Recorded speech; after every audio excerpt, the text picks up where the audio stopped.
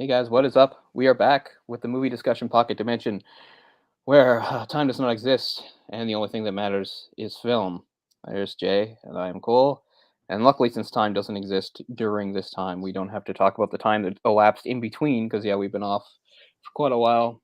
Not intentionally, but hopefully we like to get things rolling again here. So we're jumping right into something a little bit different. It's not the first Italian film we've done.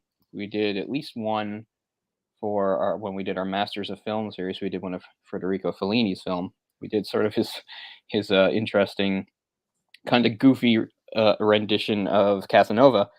I don't know if we did anything else Italian, but anyway. So we're when you think Italy, you can think of some of the kinds of films they do, and of course, Giallo is one that comes up. So this is a Giallo film, sort of right kind of from maybe the golden age.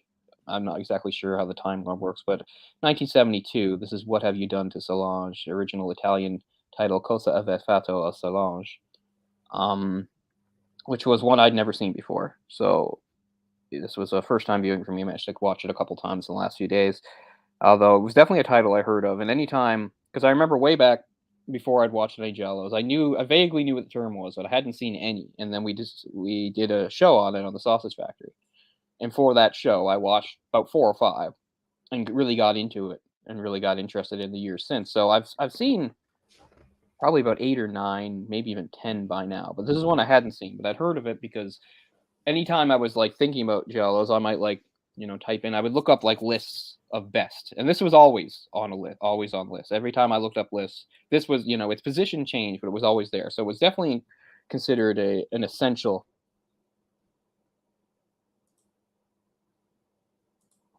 It's much from a storytelling perspective. It's a lot tighter and well done than a lot of giallos. Giallos are kind of known for being a bit loose in their storytelling, having kind of a haphazard structure, not always Mhm. following logic or normal narrative conventions, which can sometimes leave the movies feeling very confused. Even some of the best ones like that, but I think this one stands out for that. It also stands out for while it contains strong violence, it's not really shown.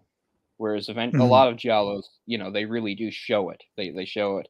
This one's very restrained in what it shows. So I think those are two things right off the bat I noticed that made it a bit different from the usual one. Again, they said like there's always sort of that because of their roots, they always have that sort of detective story structure. But in a lot of giallos, that kind of falls by the wayside, and it's just sort of like more people get killed in weird ways. And this one has a fairly low body count. It's pretty restrained, and actually is very watchable because you really care about the solution, like who is the killer. I think in a lot of giallos I've watched, I wasn't particularly driven by who's the killer. Like I didn't even really care that much. I just wanted to watch the movie for what it was. This movie, I genuinely was interested in the mystery, wanted to know who the killer was, what their motive was, and maybe it's not the most satisfying thing, but I mean, again, if you're going to compare it to other giallos, I think it's quite satisfying because a lot of giallos they just sort of in the last 10 minutes throw a bunch of information at you and you either Right. accept it or you don't. And this does that in a certain way too, but at least it all made sense, I think.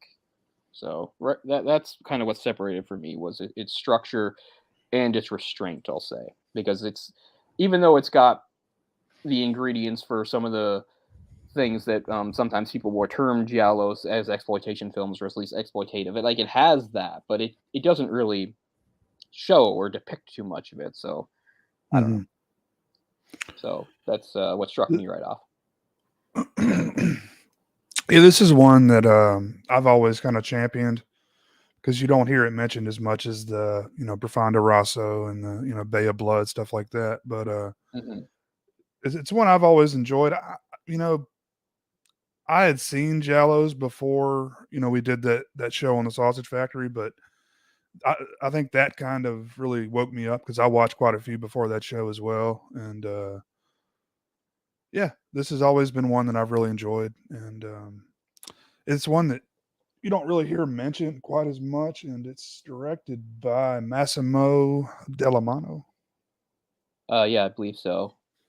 And he's got who some interesting links in I'm the not Italian. familiar with his other work really, but Well, what might you might know right off is that I'm not too familiar with his other directorial works. He'd actually been a cinematographer and he was cinematographer for two of the most famous movies ever made. Two of the movies from the Man with No Name Dollars trilogy by Oh, Sergio Leone. He was the cinematographer on For a Few Dollars More and A Fistful of Dollars.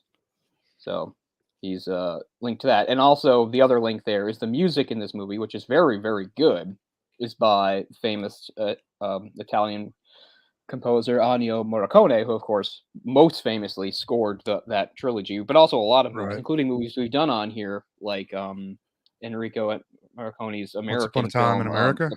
Right, yeah. So we might have even done another one that has his score. But anyway, this is interesting too because I think it really shows his versatility because this is a Yeah, more subdued, stripped down kind of score. I really like its main theme, which is just sort yeah. of like a haunting little piano piece that comes through it. I really like that a lot. The movie came out in '72, so it has all the hallmarks of that era. The opening has that. Everything's tinged in red while this somber song plays. It's very 70s, but I always think you can sort of divide giallos. Now, giallos, just like everything else, they sort of run in cycles. They began in the early 60s. Most people think 1963 is The Girl Who Knew Too Much is the first one. And kind of like slashers that would fall in their heydays were the 70s and the 80s, and then they would really decline in the 90s. And now, one comes out every once in a while, but really the classic era is probably maybe mid 60s into maybe mid 80s, I'd say. Mhm. But crap, I trapped myself. I was gonna make a point off that, something about the era. Oh, I was gonna say, yeah, the way I sort of divide them is based on slashers because I always think that because everybody knows, slashers are kind of an evolution of giallos in a way, or a de-evolution. You can put it in some ways, because in some ways slashers are giallos and made even more simple because they usually take out some of the more dramatic elements and just they make it Mhm. about body count and things like that. Certainly, a lot of slashers still have a mystery killer, but anyway. And we can talk more about that as we go on, sort of the differences between a slasher and a giallo and the things they have in common and the things that make them different. But I always just think of giallos themselves as sort of being divided into eras based on when slashers came out. Because it's 1972, the slasher film, as we know it, didn't exist yet. Like there have been proto slashers, which Right. included some giallos, and probably the most famous proto slasher was 1960, which had both Psycho and to a lesser extent, but still important, Keeping Tom. Those both came out in 1960. Oh, yeah. Then '63, you have the girl who knew too much as a giallo. And then you had a few giallos throughout the year, like throughout the '60s, like Blood and Black Lace and things like that. And it was really, what year was Bay of Blood? Was that the same year as this giallo? I think it was '71 Uh, or '72.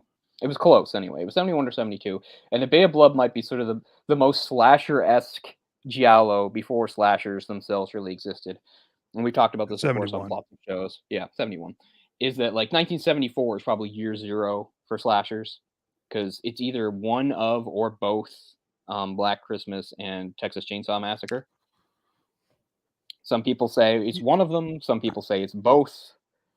Black I don't know. Christmas, Halloween, yeah, right around in there somewhere. Right. So those are like, so 74 I'd say is the first. So anyway, by the time you get to Halloween, that kind of really is the new template kind of that they Mhm. would go from. So I always Mhm. think about, there's giallos that existed before slashers, and then there's giallos that existed at the same time as slashers. You can always see a little bit of influence. So this is kind of more what I would call like a classic one because it's before slashers had really emerged. But even though we said this is one of the more restrained ones, that doesn't mean, I mean, it is true that like they got less restrained as time goes by, but there are ones that are still even earlier than this that are more overtly violent. So even for '72, I feel like this movie's a bit restrained in the violence that it shows. Like I think my favorite Giallo is The Bird with the Crystal Plumage, and that's 1970. And it's, I think, more overtly violent than this movie. It's been a while since I've seen it. I actually have the DVD of it. I haven't watched it in a Yeah. while. And also, it certainly has a bigger body count. This movie only has like 3 deaths, Well, I think. yeah, I think you're right. Yeah. Well, not including the unborn baby. Yeah, sure. And if anybody's watching this for the first time, or needs to be reminded, we do full spoilers on this show, so we'll be going, into everything on this, like the identity of the killer and what's going on there, and all that will be spoiled. So if anybody wants to hold off and watch the movie first, now's your chance. But anyway, anybody else who's sticking with us, we will go for, and we will get right into everything for the movie. Yeah, so that I mean that's the other thing too. Like another hallmark of slashers and before them giallos was sort of a mixing of sex and violence. Although this movie is a little bit more brazen, maybe in the way it mixes them. It's funny though, because you'll see so many slashers, and while they have sex in them, they're not really part of the killer's motivation in most slashers. Right. It's like people. It's weird. Like people like sex and people like violence, and then there's people that like violence but don't like sex, and then like people who just like sexual violence just really, they can't handle it, even in a movie. I don't know why exactly. Because yeah, like North American society, we're so cool with violence, but anything sexual at all really seems to bother us. Exactly. So if you mix the two together, that's controversial, like right off the bat. Because I mean, when you think about like the Well, sex in slashers, it's just a normal thing. It's like the victims sometimes are having sex and then they get killed. right. The killer themselves doesn't do anything sexual, which is not really a reflection of reality. Not that it has to be or anything like that, but I mean that's something that's kind of refreshing about this movie is that there's a sexual angle into it. Although, Right. again, once we get into it, not exactly for the reasons you might think, because the normal reason is killing sexually excites the killer. We find out probably not in this case, despite how sexual the killings are, and we'll just say right into it. I don't know how the people are necessarily killed, but there always are. There's a long knife that is like stabbed straight up into the woman's Yeah. vagina. Right? Right. It's a very brutal and very symbolic. You know, I was gonna say, like, with slashers, like, the sex is almost part of the formula, right? Or the nudity, Mhm. whatever, is, like, part of it. But it's more But with fan service, right? exactly. But with a giallo, it's more so that they're just European and they don't really give a shit about nudity, unlike, North American, audience would. Yeah. It's just like kind of, they were nude when they were killed. That's just how it is, killed in the bathtub or whatever. Hmm. But there are definitely giallos where the killer is very sexually driven. And although you Yeah. might think that when you're watching the movie first, you find out by the reveal that's actually not really the case. It's something else that motivates Like a New York Ripper or that something way of like killing. that. Hmm. And yet it's still pretty rare. Like it just pretty much doesn't show up in slashers. Like slashers, they just realize the audience, for the most part, just wasn't comfortable with that. So it's like there'll be sex, and that'll just be more kind of fan service. Give them some pretty naked girls or whatever like that. But it will not be part of what the Right. killer does. It's like we don't care if he kills 30 people. But we can't have him raping anybody. Which is kind of weird when you think about it. And I mean, I accept it with certain things. I mean, it's easy when you have like some of those like almost supernatural killers like a Michael Myers or a Jason Voorhees. Yeah, okay, they're basically asexual. It would be weird if they did do something sexual. But I mean, there's plenty of slashers where you don't have a character like that, so why not go for it? And most of the time they Yeah. don't. But yeah, as we said, it's just sort of an indicator of society's expectations and what people will accept and what they won't, I guess. It always seems funny to me. I mean, I get why sexual violence is definitely more uncomfortable than normal violence, but I mean, I don't know. I don't think it hurts to have it in a movie every once in a while if it serves the plot in some way. But Yeah. so here we have sexual violence, but the motivations are different than what you might expect, which is kind of interesting. But so if you're breaking down sort of the formula for giallo, this follows some of it, but also goes against some of it. One right off the bat is usually when you have a main character, it starts the same way as a lot of them in that you'll have maybe a main character who is maybe not a direct witness, but maybe partially witnesses, one of the murders, right? And where this breaks from a lot of traditional giallos is usually in a lot of them, the main character is some sort of outsider that is not part of the normal setting. Maybe they're on vacation or something like that. There's somebody that's not connected to the place where the murders are happening, so they don't actually have relationships with the people being killed or the people being investigated, stuff like that. And maybe they make relationships over time. You see a lot of that. Um, I think it even starts in the girl who knew too much, really, because she's a tourist, I think, isn't she? Isn't she like an American tourist in Italy or something like that? And a lot of them follow that kind of thing. It's the same thing with the bird with the crystal plumage, and even I think oh, what's it called? Tannenbray. is you have Mhm. like main characters that are like they're not part of what's going on. They just get drawn into it. But that's different here in that our main character is connected to what's going on.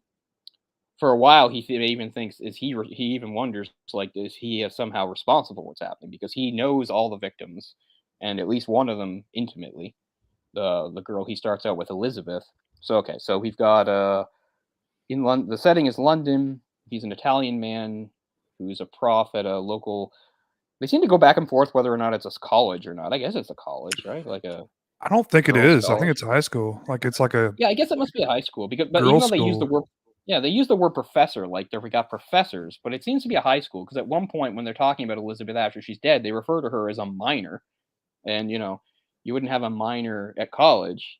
I mean, under most circumstances. So yeah, and they also make a These point of saying that, like, when this started a year ago, the events that led all this started a year ago. They were saying that, like, some of the girls that were involved were sleeping with boys that were older than them. The boys were in college, so it was obviously they were high school girls getting involved with college boys. So yeah, I guess it's high school, but they use some terms that makes it sound like a university. But I guess that's just maybe a translation thing. Like most Giallos, this yeah. movie is in English, but it's dubbed. And some characters you can tell are speaking English, and some characters you can tell aren't. So that's how almost all Giallos are. So not too different there. But anyway, Mhm. so yeah, so we got a young, handsome professor who's.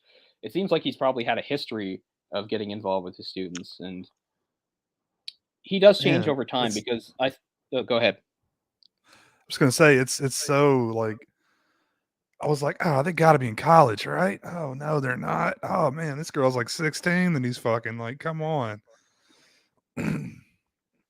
That can't be right. Yeah, I don't know, but I mean, what's interesting about is how like his character and his wife both change as the movie goes because they both start off kind of unsympathetic, but towards the end they become a lot. Yeah, they seem to just get a lot better.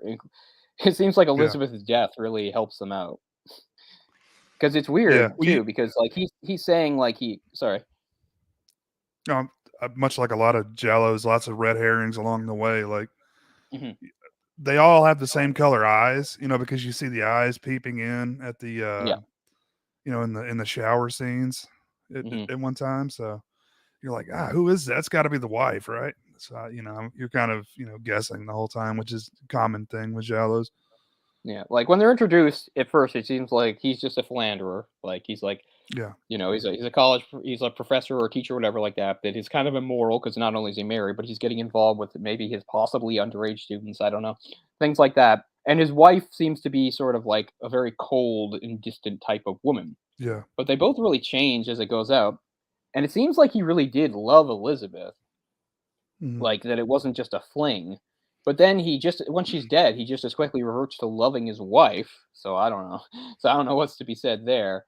But I give her credit too, because like basically when she finds out that he never slept with Elizabeth, not for lack of trying, because at least twice he tried and things happened so that it couldn't happen. But after the cop sort of casually informs his wife, well, she was a virgin when she died, so obviously your husband never actually slept with her. That just fixes everything for her. She's like, okay, all's forgiven. I'll be a good supporting wife too. And I know we're getting ahead of ourselves, but I can talk about such a transformation because not only does she become like supportive and nice, but her whole demeanor changes. She starts off again as sort of this ice queen, and she's very sort of right, masculine, and they play it up with the German angle, right? Like all German women. But there's like a scene like well into the movie after they hear the name Solange, and for having it in the title, the name Solange doesn't happen until you're an hour and 12 minutes into the movie. But anyway, they're trying to follow up on who Solange is, and so there's a scene where they're at home and he's in the bedroom with her, and I guess she's also a teacher at the same school. But anyway, she's calling up other mhm, schools in the area trying to inquire about a Solange. In that scene, she's like on the bed in like the sort of like frilly pink like negligee. Like suddenly she's extremely soft and feminine. It's kind of crazy. It's very deliberate. So it's funny. It's like now like the ice queen has melted and now she's all yeah, soft and kind. It's kind of funny. But yeah, I will. And then here's another thing. As we say, these movies, a lot like slashers, are quite formulaic. And despite the fact that usually they're about a mystery, a lot of twists and turns and giallos, either I saw them coming, or if I didn't see them coming, it's because they were so dumb. Like this movie, the twists and turns aren't too bad at all. And I was legitimately surprised when Elizabeth died Yeah, me too. because you think the first time you're watching that movie, you think she's probably like some kind of final girl. That if she Right. is like, you probably think she's not going to die at all, and then you think, well, if she does die, it'll probably be like at the very end, you know. But instead, she dies less than halfway through the movie, which really Yeah, I did mean, shock me. you think she's the main character, right? Mhm. Yeah. But, So, it talk turns about out red she's not. herring, Yeah. she's kind of like a decoy protagonist as the term comes up Mhm. sometimes. And, the fact that she's drowned and isn't stabbed vaginally, I guess, is sort of to tip off that she was not part of the group, right? Because the Well, others were also she being was a murdered. virgin, so, I mean, it's if she's part of the sex cult or whatever, she's not very good at it. Yeah. Yeah. So, yeah. But I mean, yeah, exactly. So that but it's funny that they don't seem to key on that. Like she was killed in a different way. Like she was. I mean, they pointed out that she was drowned, and they do make a Mhm. point of saying, "Yeah, I guess so." So I get maybe they don't come out and say it because yeah. But I mean, so that means not counting her, only two girls were murdered in the movie. But we know the group had like 6 or 7 people. So I'm confused. Like, did they just not get around to them yet? I mean, they were trying to kill Brenda at the end. It was Brenda. They made it seem Yeah. like Brenda was the last one, but wouldn't there have been at least 3 or 4 others? Let's see, there was at least 4 because one had each of her limbs there. The And there first were 2 victim in the girls that movie. were against it. There were 2 girls that were not Oh, supporting right. it. Right, they didn't go in. Yeah, so So, maybe I you can mean, leave them out 4 or of it. 5, maybe? Yeah. Yeah, the first victim is Hilda, and the second victim is Janet. And, Elizabeth is the 3rd victim, but it's more because of, I guess, what she knew than actually being targeted by the killer. Because again, she's not killed in that way that the others are killed, Mm, and it is kinda weird, though, that she does get killed because as they point out, it's like, well, she'd already blabbed. She'd already sort of told people what she knew, so what was the point of killing her? There wasn't much more she could reveal. no, She already went before a bunch of the Tata. teachers and said what she knew. Oh, yeah, Tata was Tata killed counts as. also, so 4 total, I Yeah, guess. you're right. Exactly. She's different because she wasn't one of the girls, but she was part of it, you're right. So Tata was what, the maid of one Maid, of yeah. the, of I think Janet, actually. Janet's maid, maybe? No, No, Janet died. It must've been it Brenda's was maid. Yeah, it was one Brenda's maid because one they went and asked okay, Brenda. They went and asked Brenda, and she's like, "I don't know who you're talking about." And then they said who. Oh, she's like, "Oh, I didn't know her real name. Her real name is Ruth, right. and I didn't know that." And at first you think she's lying, but maybe she wasn't.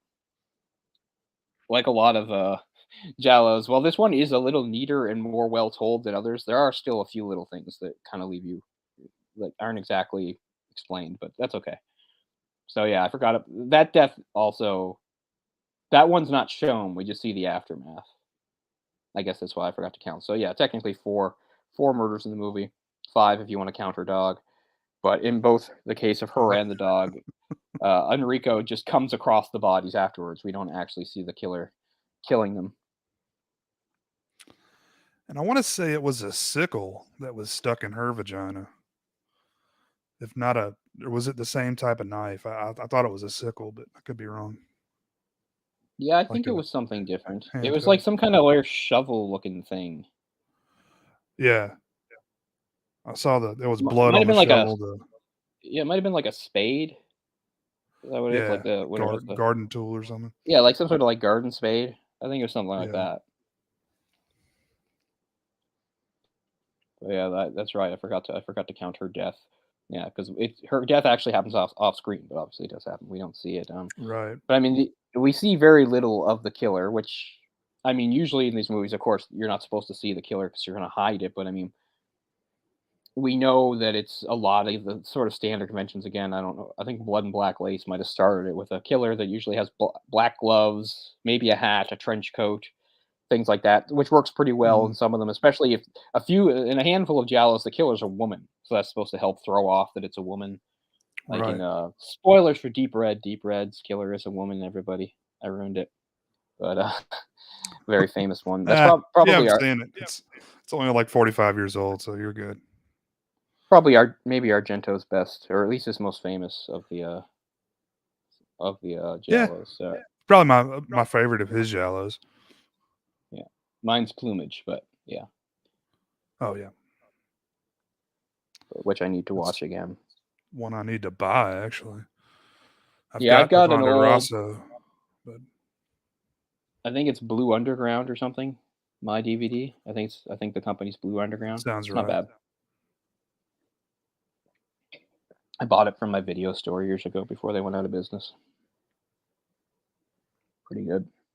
And I actually have Tenebrae. I have a Blu-ray of that. Tenebrae is Have just we all shock, no substance though. have we done an Argento movie on here? I don't think we have. No, We need to. I know. And we've also talked about not doing Argento, but doing the remake of Suspiria.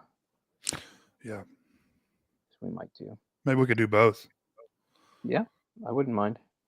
You Argento is know, always a going to be unique compare and because contrast he, type thing like we've done before.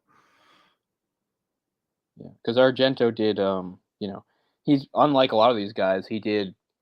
Uh, he did giallos, but then he had sort of his own kind of unique genre onto himself, his own sort of weird supernatural type of horror movies. Yeah, So yeah, and sometimes he even kind of blended them a little. we haven't done any Fulci. I don't think. No, Anyway, there's a lot of stuff we need to get to. yeah, for sure. But yeah, I'm trying to think of who else is big in giallos. Yeah, I guess really it's Yeah. Bava, Fulci, and Argento. I guess the ones you come up with. And Bava did a girl with the girl who knew too much. So Bava is kind of credited as maybe originating the genre. Mm-hmm. Well, he did so many, Hmm. so many that I mean, even the kills. You know, Friday the 13th like stole at least a few of the actual kills from his movies. So. Yeah, most notably A Bay of Blood. Mm-hmm. Like two or three of its kills are done pretty much the exact same way in Friday the 13th Part Two. Mm-hmm.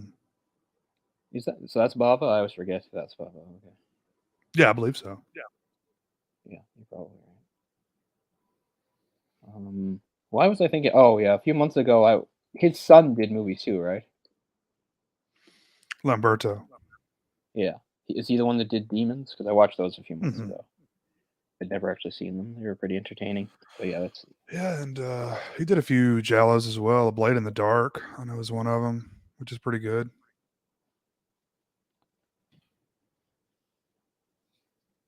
yeah. So Giallo means yellow in Italian, and it's named for the pulp novels of which they used to be based on, and they just sort of took inspiration from, which had yellow covers. If anybody out there is wondering about that, so you From not what only had like, sorry, sorry about, I don't mean to cut you off. From what I understand, they were, the little cheap paperbacks yeah, meant for like working class men to read. Uh, that's why they're, involve a lot of sex and violence and stuff, stuff guys like. yeah, very pulp, right? Just very, be like a cheap entertainment. Yeah. So there were some Italian ones, but most of them, they were British and American novels. You had people like just they weren't uh, they weren't racy, but they were still about murder. The Agatha Christie type murder Right. mysteries. But then you had like the more pulp film kind of noir things that like Raymond Chandler did. But even some more classic sort of like gothic literature finds its way in there, like stories of Edgar Allan Poe. Like if you watch, because some giallos have a very gothic atmosphere. Like for instance, I think I would say Blood and Black Lace does. Blood and Black Lace is really interesting because very it's from like the late 60s and has that very bright popping color that would be in a lot of giallos in the 60s and 70s, but it still had like kind of a gothic atmosphere, which is more what you would think of some more of like an old style black and white movie. So it's pretty cool. So yeah, giallos took their inspiration from quite a few things, and that's why while there is a formula, they can still differ from each other quite a bit.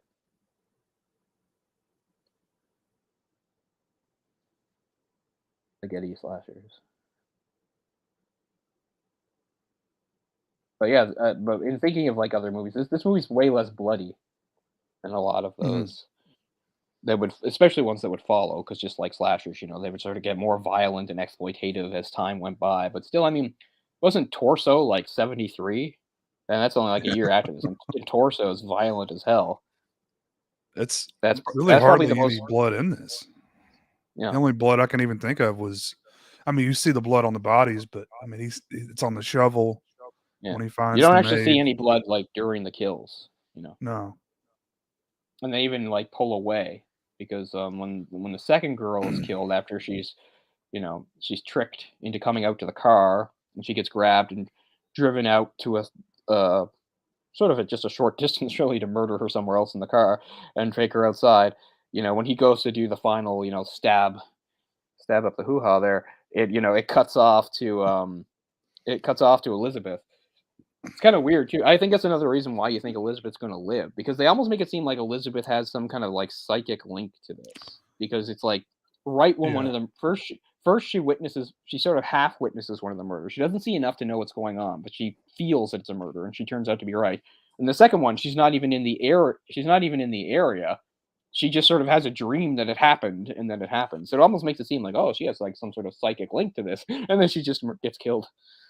So Yeah, it's another it's sort of weird. It's like they're like making out on the boat, and she sees like the knife, right?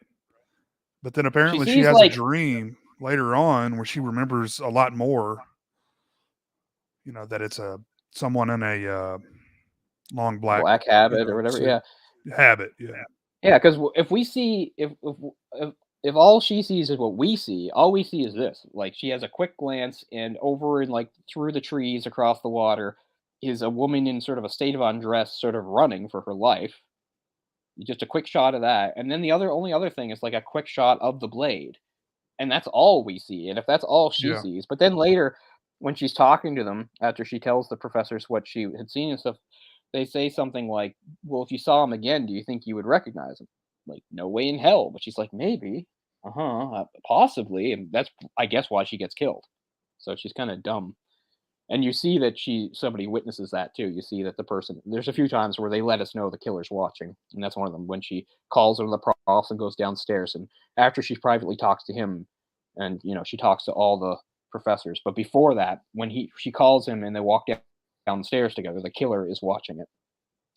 But there's a few times where, like you said, red herrings, where they make it seem like the killer's watching, and it's just somebody else who's involved.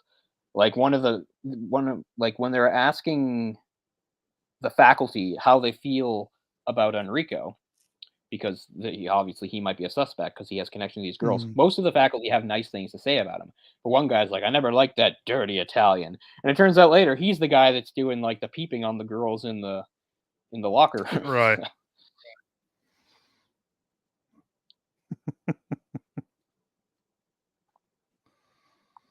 It's, knowing that they're probably not underage, but yeah, kind of Yeah, I mean, no, the actresses certainly weren't. right. Kind of, yeah, makes it harder to enjoy. I guess I don't think too much about that. I mean, it's a movie. I know I'm not watching anything illegal, so I feel Right. okay. Right. I feel okay. That's why I always wonder It, about, like, not to get into it, but I just mean, I guess it's about like, there's rules and things like comics and stuff about what you can show.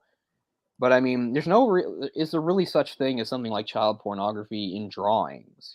Like, where's the line? Like, somebody who's really bad at drawing, you can't really tell the age of the character, right? What if it's like stick figures, but the author writes above it, "This is 13 years old" or something. Suddenly so that's always kind of weird. But for the sake of like a movie, because we know we're not. I know what you mean. It's supposed to be, but usually they don't even try to take that chance, right? Because it's like usually in a movie, yeah, let's say like this one, if they are saying the characters are underage, but obviously we're watching actresses that are overage, like they don't even do that now, you know. mhm. Like when they did Game of Right. Thrones, they aged up all those characters. So like shit, we even they aged them Well, up. we've talked about it before with the reason why there isn't like nudity and stuff anymore because of the Me Too movement or whatever we're in now. So I don't even know if they could do a lot of that Game of Thrones stuff anymore because I've heard what's her name, Amelia Clark, talk about her horror stories on the set of that, doing her nude scene. That Oh, she's so I guess I didn't hear enough about that. Like whenever I talk, I mean, I guess I haven't really read it. Like I remember seeing like the clickbait titles and stuff like that. I also always assumed it was like the normal stuff, like the pressure to always look perfect and beautiful, and also just the fact that you're actually on a set and there's some people all around you, and also there's a show that people's going to watch. Because I mean, certain actors, actresses, whoever, they'll have a comfort level, and some don't. You know, Jesus Christ, Orc, shut the fuck up. uh, Seriously, man. This is the last thing I need to hear right now, Orc.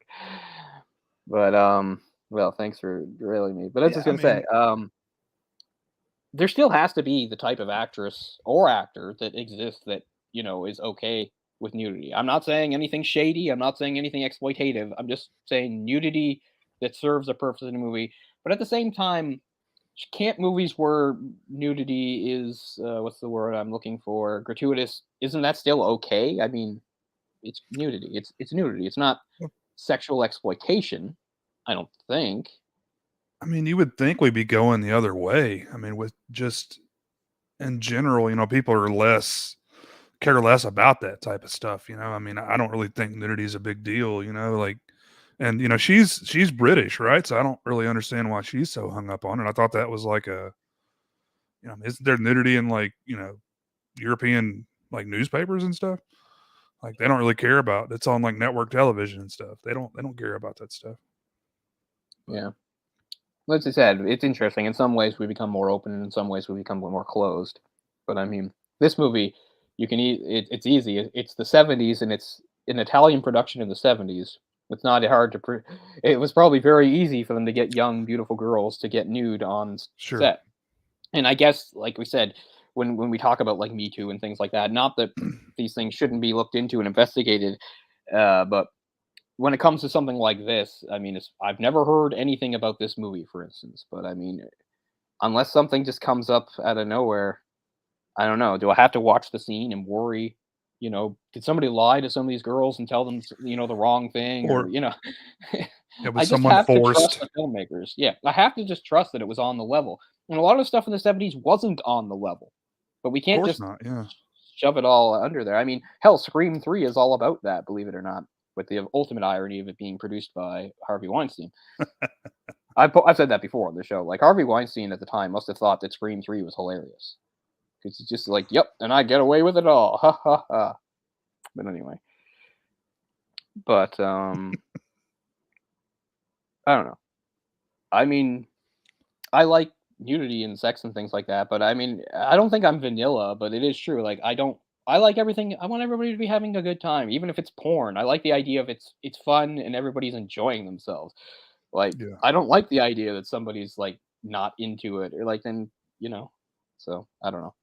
I always wonder about those people that like are they're not rapists, but they do find something about rape kind of appealing. I'm not saying put all those people on a list, and I'm not trying to virtue signal and make myself out to be so moral because I am fucking not. But it is true that I really don't understand it, especially like in a lot of I like agree. the hentai. Like I like hentai, but so much of it is rapey. And that means there must be a demand for it. And I just don't get it. Like I don't enjoy seeing even fake people that never existed that aren't being hurt in any way. Like I don't know what I'm supposed to get out of that, like as Mm, enjoyment. And we talk yeah. about rape on film a lot, and it's different from the hentai because it is the tindalate. Usually when we're talking about rape on film, it's the rape does serve a purpose. It's part of the plot. Sometimes it's the main part of the plot, like when we did the very, very gritty and disturbing rape scene when we did Irreversible a few years ago. Very tough to watch and everything, but that's the point. That's what the movie's Right. all about. This awful act, and it sort of doubles down on it because it's like, okay, then don't look away. It's the same thing like they do in a movie with violence, like a movie like Funny Games. Funny Games is sort of like saying, well, you came for the violence, so we're going to give it to you, just not in the normal way that you're used to. And a lot of people don't like that, because they want to see bad guys punished. They want to say good guys win, and that's not how it always has. How always has. There's no rules, so a movie can do whatever. Right. But I don't think that's realistic either. I think yeah, in life, I think the bad guy wins a lot of the time. yeah. because but again, going back to a movie like this or movies in the 70s, even like sex comedies and stuff where, there was a lot of tits and ass and stuff like that. Like, I want to believe what the movie's showing me, and I'm sure probably it isn't, but I just want to believe that it was a happy, fun atmosphere on set. The nudity was no big deal. It was a movie they can make some money off of. And if there were women that didn't want to do that, no one was going to make them. It was only the ones that were comfortable with it. And I realized that's not what always happened, and that is a bummer. But I mean, that doesn't make me want to just sweep all those movies away. And I'm not talking about important art. I'm talking about movies where the nudity was gratuitous, and that was sort of the point. And we don't get that much anymore, and I don't know why. Because, like you said, nowadays shouldn't it be a safer, better environment to do those things in? That's what I I kind of think don't that get. I think the filmmakers are just afraid to even take that chance that someone could come back and say, 5 years from now that they were exploited on the set and get, their career ended or whatever because of it. Hmm. So It's funny because now, like, you'll have movies where like characters will like maybe talk more about sex, but they won't like show it. You know. there's a show I've heard people talk about. It's like lots of young kids having sex. Is it Euphoria or something like that? I don't Um, know. Yeah, I would assume. I know what Euphoria is vaguely. I would assume there's lots of sex in it because that's what sells on all these shows, right? mhm. Euphoria is just one of the many. That's the other thing about our society. I don't actually know what Euphoria is about, but it's the latest in a long line of shows where like high school is like where everything in your life happens. You've got kids that basically they're in high school, but they also have like maybe full-time job type thing, or like they're involved in the criminal underworld in a really dangerous way. And of course, yeah, there's lots of sex and drugs and things like that. I get it, like teens do that, but I just mean the way this is blown up in these shows is insane. Yeah. You'll have like a teen that's like, I gotta win the race tonight with my $1 million sports car, or the gang leader will kill my girlfriend, and the principal's well has this drug deal going down that I'm responsible for. I'm just like, kids are not responsible for all these things, you know. I mean, I think a lot of people like really, they idolize that time in their life, and I don't know. I think it's a lot of these shows are more geared at women. I guess they maybe live vicariously through the characters or something that they're gonna sleep with all the hot guys in school or whatever. Yeah. I mean, I know my teens were definitely boring compared to those shows. I Sure. never did anything half that dramatic as a teen, or even now, really. But I just mean, as a teen, forget about it. I went to some Yeah, parties like and some people got drunk, and people who weren't me got laid. Sure, not me though. I mean, like the Al Bundys. I scored 4 touchdowns in one game or whatever. And that's his whole. That's for the rest of his life. Like Yeah, there are plenty of people like that. yeah. But as we've said many times, it's weird, like the weird line you have to walk, and kind of the hypocrisy of our society in especially North America in the U.S. because the U.S. is really it's such a contradiction, right? Because the U.S. has like this massive porn industry, but the U.S. is also like a very sort of what's the word prudish society in general compared to a lot of countries like say Canada and Europe. So it's Sure. weird. And once again, it's sort of a population thing. I think it's just because the country is massive. There's over 300 some million people, so yeah. So you've got large groups of kind of every kind of people, and they're sort of at odds with each other. And I mean, some of it also comes from religion too. It's another weird exception the U.S. has is that when you look at first world countries, not and they don't even have to be like a big superpower like the U.S. because I mean, there's only really two, U.S. and China. But I mean, you look at those sort of like first world countries, Germany, Japan, Canada, I don't know, Sweden, etc., like that, Denmark. I don't know. You get the idea. France. None of those countries religion's not really a big deal anymore. Like you could get elected to office and things like that, and no one cares. The US is the big exception. Like if you're running for president and you're not Christian guy with like a wife and kids, no one is voting for you. Whereas not no one, but you know what I mean? Eh, You're not going to get the votes you need. Like religion is still very important even though it's weird because again, because it's a population thing. Because there's so many Americans that don't give a shit about religion at all. There's tons of atheists, but there's still so many more that religion's such a big deal to them. So it's another thing, and I it's think that's it's all another for thing the that plays as votes. well. Right. Yeah. And I think some of it, again, comes into some of the prudishness of American society. And it's weird because you think American society is prudish?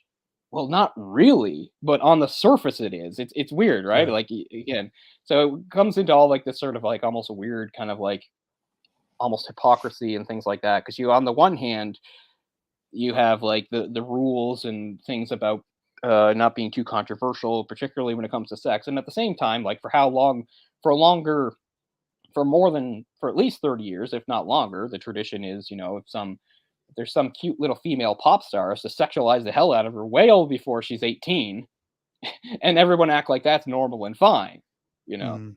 But it's weird. Oh, yeah. It's total hypocrisy. Yeah, I Hmm. agree. But But so a movie whatever like this again, nominee is gonna make a point to say, "Oh, I'm going to mass today," you know? yeah, You got guys like Mitt Romney, that are just, Christian to the gills, Mormon, yeah. and, you can imagine what goes on behind closed doors there. I mean, yeah. I don't like commenting too much on these people, but I mean, somebody like Mitt Romney. I mean, he's a Mormon billionaire. I mean, how can anybody relate to that? Nobody can relate to that. Nobody. But yeah, so whatever. Hey, Jamie. But for a movie like this, as I said, like you even get like a little sign of the times because when he goes to find, when he finally finds out something about the girls in the group, he gets that link and he talks to the guy's the photographer. And again, it's like it's the '70s, it's a new modern world because like the naked girl opens the door for him and she's all cool about it because they're Right. just doing a session because it's like the '70s, man, the women's movement and free love and all that bullshit. It's like so yeah. So it's funny That's when now we because first hear the so it's, words salon. Yeah. yeah, so that's 50 years ago, and in some ways, 50 years ago seems like more free and liberated than now. Wow. That is 50 years ago. Damn. Yeah, it's crazy. And yes, that's the first time you hear Solange, so it's interesting from that too, because what have you done to Solange? In a way, the title's kind of a spoiler because it shows that something happened to Solange, and that's what it's all about. But it doesn't feel too bad because it's so late in the movie that you first hear her name, and it's really only going to last 15 minutes that you find out what they did do to Solange and why this happened. So I don't mind it.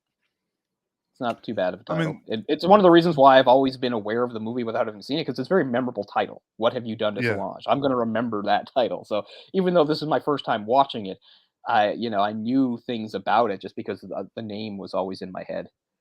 right. Well, the title almost suggests that Solange is killed, right? I mean, that's kind of what I thought, just hearing the title alone. So, Hmm. but you're more than halfway through the movie before you even hear her name, much less see the character, who is played Right. by Camille Keaton, famous Camille Keaton. Has no dialogue whatsoever, but she's in the movie. But still an important character, obviously, because everything is Doing really this. about This is her. how And you're disturbed.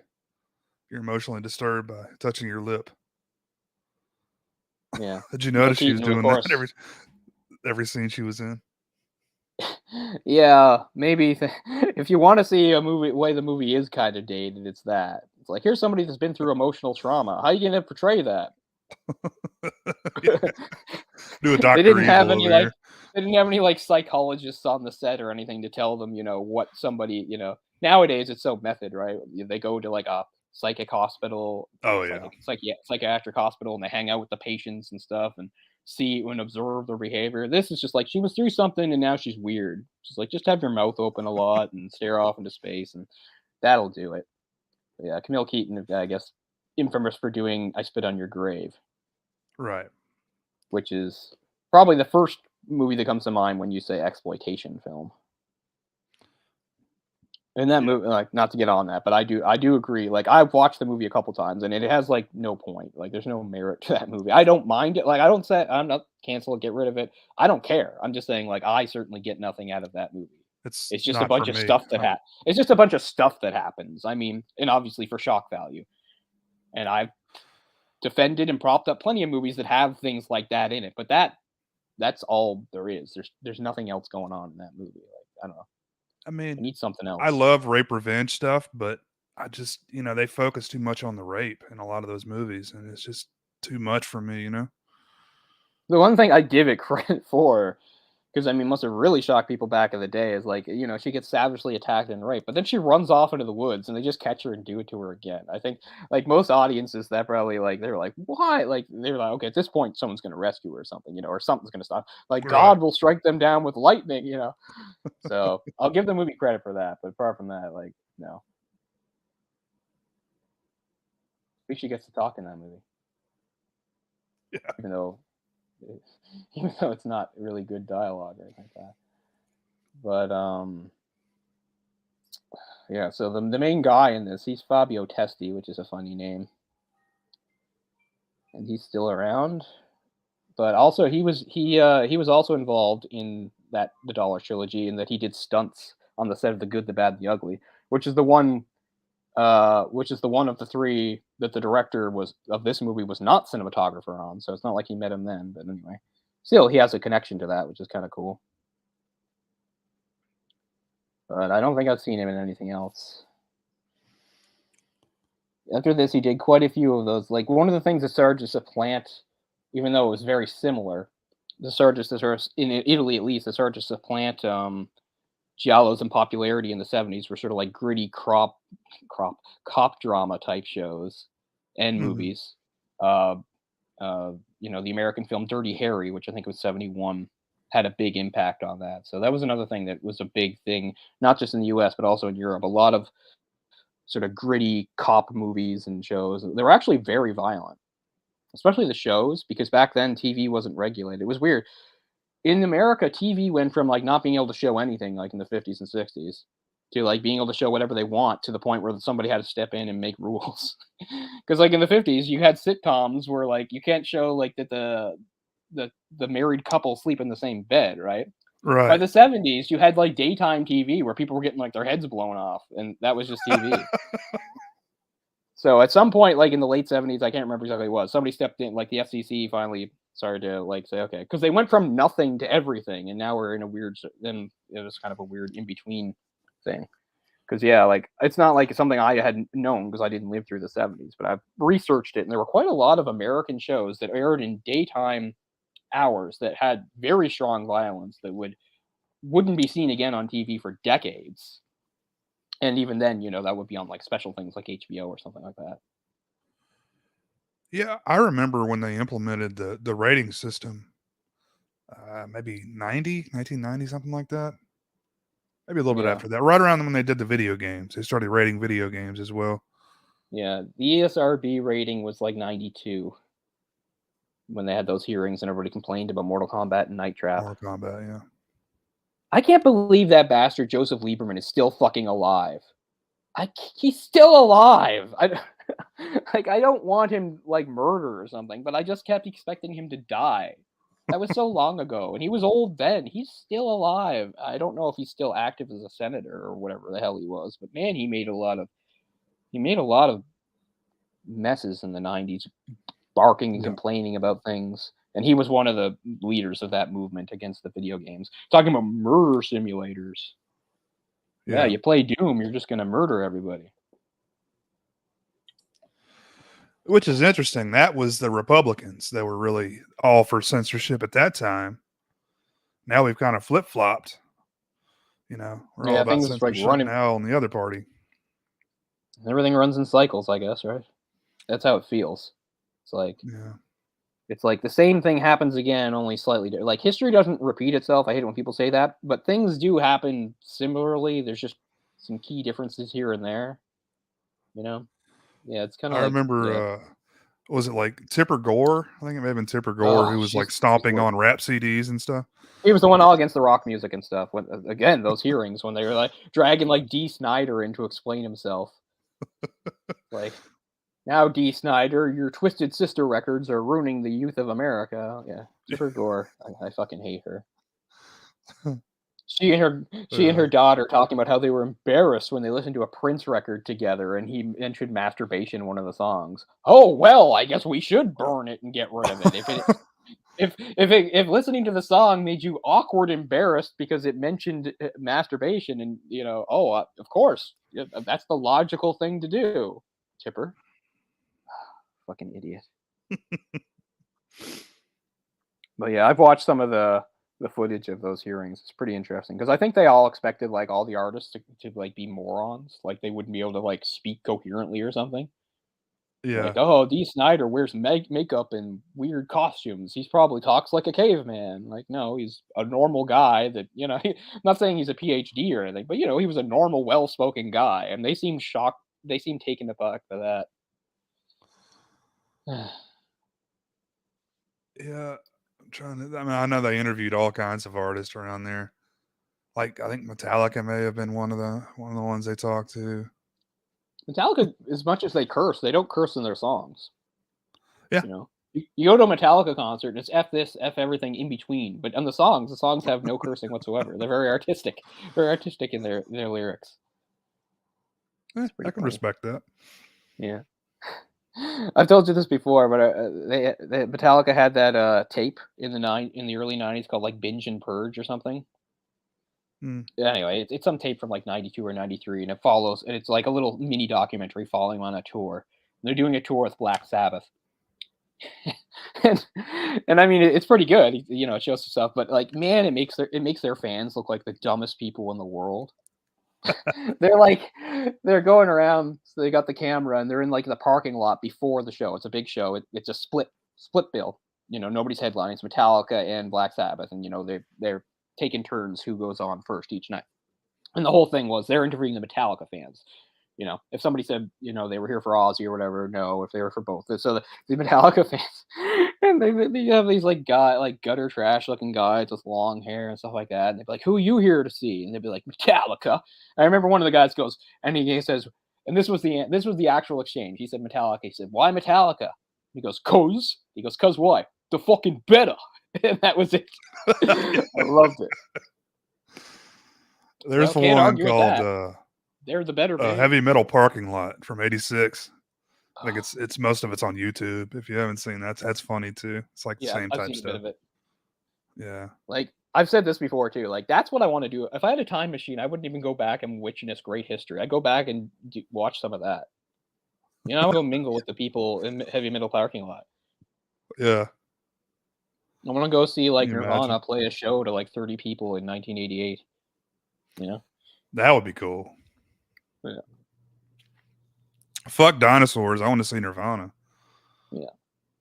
I always think about that. And I would, like, go back to, like, some time in the '80s, and I would just go into somebody's house and watch TV. And Yeah. then I would go Yeah. to then I would go to the stores and, like, look at, like, the toys and games and things, and then if there was a Oh concert man. that night, go to a concert. Just go back to the '80s and live a little, Not do anything not see anything important. It could be a random town in the US or Canada, whatever. Just, uh, just Yeah. just get some of that back because I mean, I was only a very small child, so, I mean, most of it, I was kinda removed from anyway, but still, there's still a memory there, things like TV and things, so yeah, that's what I do. Yeah, if I had a time machine, I would do very small, mundane things like that. Go back and buy a bunch of Sega Saturn games. Well, of course, for sure. Give myself a little time capsule present. Do like a Back to the Future Part 2 and, make some sports bets or buy a bunch of stuff to sell. I'll buy a Yeah. bunch of those original Star Wars figures in the package. Keep them in the package. Yeah, and speaking of like this movie being 50 years old and that blows your minds, like it's crazy to think that like, it's been longer since Back to the Future, to now than like Back to the Future and like when he time traveled back to, you know. It's been more That's than 30 years. that that makes you feel old. So if you time travel back to the set of Back to the Future, you're going back further in time than Marty did when he like, went to see his parents in the 50s. This is what, 30 years? He went back 30? Yeah, he went from 85 to 55.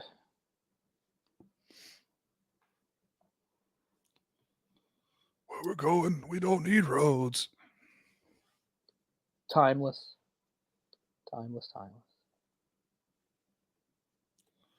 Good movie. It's one like I've I've upgraded so many times, like I don't think I need that on 4K, you know? It Yeah. looks so good on Blu-ray that I don't think I need it. I never replaced it after I lost my DVD set in a breakup. I keep meaning to, and I was too cheap once because like you can get the Blu-ray set fairly cheaply now, but I wanted the slightly bigger one that had the animated show with it, and now, of Oh, course, you can't wow. get that and now you can't get that anywhere, or unless maybe you can for, like, a inflated price on Amazon or something like that, but I remember seeing in the store, it was, like, maybe 75 bucks Canadian, and it was a lot, but I was thinking, "Maybe this would be worth it," but I didn't do it. But, you can get, I like, don't the think I knew that existed. I've just got the yeah, regular trilogy, but it had really cool packaging too, if you look it up. tons of great special features on that, by the way. Yeah. I love watching But the footage with Eric Stoltz. yeah, Feels so wrong. so different, man. It's like a different movie almost. Yeah. You got Michael J. Fox all coked out. Where are we going? But I don't know if I ever watched that animated series. I know it existed. I mean, I definitely saw it, but I don't really remember it very well. I didn't really That watch and it. I have very vague memories of it. the Teen Wolf series. I watched that a little more, I think. No, I never saw that. I didn't see Teen Wolf when I was, like, a kid. I saw it, like, when I was probably, like, 20 or something. I knew it existed, I just never actually saw it. I've never seen Teen Wolf 2, but I should because I like Jason Bateman.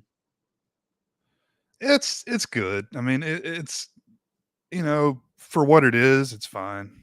I mean, even Teen Wolf's not a great movie, but you know, No. I like it. I mean, I just like Definitely Michael couldn't J. make that Fox. movie today. I forget so much of it. I know he You plays got basketball at the end. he calls him a fag at one point, Yeah. and I and mean, you then can make like that movie today, but you couldn't set it today. You'd have to set it back because that's how I feel. Like I don't think there's anything wrong necessarily with having somebody say fag in a movie, although it's a word I don't like, because back then it reflected how people talked. So like right, it would be weird if you made a modern day one where people said it because then it'd be like, well, if somebody says fag in a modern day movie, wouldn't all the other characters like jump on his throat for saying it? Whereas if you have a movie from like the 80s and somebody says fag, yeah, because because I've heard that complaint about the Monster Squad, which is a really cool movie, of course, is like at the beginning, like the mean kids are calling somebody a faggot. Just like yeah, it's like I'm a little older than that, and like I heard that all through school, and I got called it plenty of times by mean yeah. people. So so as It's we said many times, we said it so many times, putting something in a movie isn't condoning it. It's telling a story, and that's what the right. character does or say. I mean, But every Stephen King book and movie, yeah, there's a you'll bully have that really mean bullies says that that. will say faggot, or they'll throw out a racial slur or two, and I mean, it's Sure. not just shock value. It is the world that existed. It's I mean, the context, that's the way things were, like, man, we used to play a game a lot, often, like called Smear the Queer. And it Wow. was basically just like a football with no rules. You just tackle whoever has the ball. Yeah. I mean, it is what it is. Times were different. But yeah. So I mean, I think as long as you can, because yeah, there's plenty of those '80s things and things from earlier. Of course, lots of movies don't hold up in that way. It depends on what you mean by hold up. Like nothing holds up from a moral standpoint. But movies aren't supposed to be moral instruction videos. They're stories with flawed characters. So I don't know because Yeah. I mean I can come down on some of that because some of it seems so weird even now. Like I mean it seems like it should have like I don't get why some of that was normal and like in Revenge of the Nerds like did nobody on set think it was odd that he basically just rapes that girl? Like nobody like Yeah. that word doesn't spring to mind for anybody? Because I mean, come on, that wasn't caveman times. People knew what rape was in the '80s. Although, as we said, like so many of like those teen romantic movies have like some sort of like date rape culture thrown into them, which I don't hold Yeah. against them because, as we said, it's sort of an accurate picture of the time and shows like how much people have had to learn and come to terms with, I guess. Right. Well, I mean, exactly. You can learn from it. You can learn from Yeah. the mistakes that were made in the past. That's the whole point of learning from your mistakes and learning from history. But Like even though it's back good when movies reflect reality, that movies still aren't reality. At the end of the day, movies right. aren't reality. So that's why Like back to the Bill Cosby stuff we talked about, like Spanish Fly. Like if you go watch the movie, I think it's Losing It with Jackie Earl Haley and Tom Cruise. Like the whole time he's trying to find Spanish Fly to, apparently date rape women. Yeah. I mean, a much more recent example, and again, I think it's not because the movie's, because the movie was bad. I think it was just honesty, and it's an honesty coming from Seth Rogen, is that he wrote the movie Superbad, which is 2007. So you can say 2007 is a different time. I guess if you're young enough, it feels like to you and me, 2007 does not really feel like a different time. Right. Maybe a little bit, but I mean, come on, 2007. But I mean, in 2007, in that movie, uh, you know, what's his name? Jonah Hill's character, who's based on who Seth Rogen wrote based on himself. He's in love with Emma Stone, who's a very, very beautiful girl compared to him. And he says, his only shot with her is if he can get her drunk. So we all know what that sounds and looks like, but I don't think that's the movie being tone deaf. I think the movie is again being honest. And it's not like, and I think they're trying to say like he's not a bad guy. He's a guy that grew up fat and awkward, and he's been taught these lessons by society, and it's beaten down his self-esteem. So he thinks it's like normal. And of course he doesn't go through with it anyway. So, but I've seen people point the finger at that movie saying like, so his plan was just to get her drunk and date rape her. I'm like, yes, but That don't you see is that he learns that you shouldn't do that, and like that it's wrong. So but some people think that just because he said it and that was his original plan, that makes the movie this immoral thing. I don't know. Sometimes people just have to use their heads, because I I think don't the know lesson that of the that movie is obviously that he was wrong and he learned he was wrong. So right. I don't think that statement necessarily means date rape. You know, you could kind of lubricate the you know have a couple beers or whatever, and maybe well, I she'd think they be have the thing more. saying they have like yeah, sorry. I think they have the discussion in the movies like, well, if you get drunk enough too, then or something like that. If it evens out, and I have no idea. I've never had sex drunk in my life, which I know makes me weird. So I don't. I always ask. I've always asked people about that kind of thing. They're like, well, I was drunk. They were drunk too. So I guess I felt fine about it Right. afterwards. They felt fine about it afterwards. I'm like, good, I mean, because I can imagine that's a pretty. sometimes people don't feel fine about it afterwards, and it's like, well, who do you blame? Do you blame the other person? Do you blame yourself? It gets very murky, right? If you're both drunk, like who Exactly. is to blame? You know, If you're both that's to drunk, I come down. mean, you know, Adults have to take. Adults have to take responsibility for their actions. I mean, I don't hear that statement and think unconscious, which is what I consider date rape. I don't think having a couple beers and having sex means you date Yeah, rape like I said, somebody. that's where I'm not exactly sure where the line is. I know when Yeah, I'm drunk, I will do and exactly. say things I wouldn't normally do sober. I know that, and it's one of the reasons why I kind of avoid it, because I get too mouthy and emotional when I'm drunk. But but yeah, as we said, there's levels, and I'm sure that gets argued in a lot of courtrooms over the time when you have these situations where some party, decides it was rape, and then they get into, how drunk was this person? What were they doing? How drunk was that person in relation? Were they less, and that gets very difficult We all need determining to get things like breathalyzers and consent take and them. such. Am I too drunk to have sex with you? I just find drunk people really unattractive. So that's one of the reasons. Sure. I guess that's one of the reasons it worked out for me. Like that's one of the things that's good about Emma Stone in that movie is he finds out she doesn't drink at all, which to me is a plus. I'm like, oh, that's an attractive quality. That's cool about her. You know. Whereas a lot of guys are just like, well, they like a girl, she gets a little loose after a few drinks, and I get that, but to me, it's again, I don't know. It's hard for me to take positions on these things because I always sound like I'm moralizing from some high perch, which I'm not. I don't care what people do. Yeah. Have you followed the Amber Heard Johnny Depp thing really closely? I mean, a little bit. I mean, I was following it before now. Like it's been going on for a while. It's Yeah. another one of those things where I guess I wasn't there, so I don't know. If I just go on what most people think, and that doesn't mean that makes it right, most people think that she's kind of told a bunch of lies. I don't know. They probably both. I think it's a situation where they both brought out the worst in each other and both did bad Sure. things, probably. And Oh, I sure. don't know, because people will look at somebody like Johnny Depp, who is a big movie star and has done many kind things. Same thing with somebody like a Bill Cosby, right? Like it's hard to reconcile somebody who's done very kind things with somebody who might have done terrible things. So I don't know, because people say things, like Johnny Depp.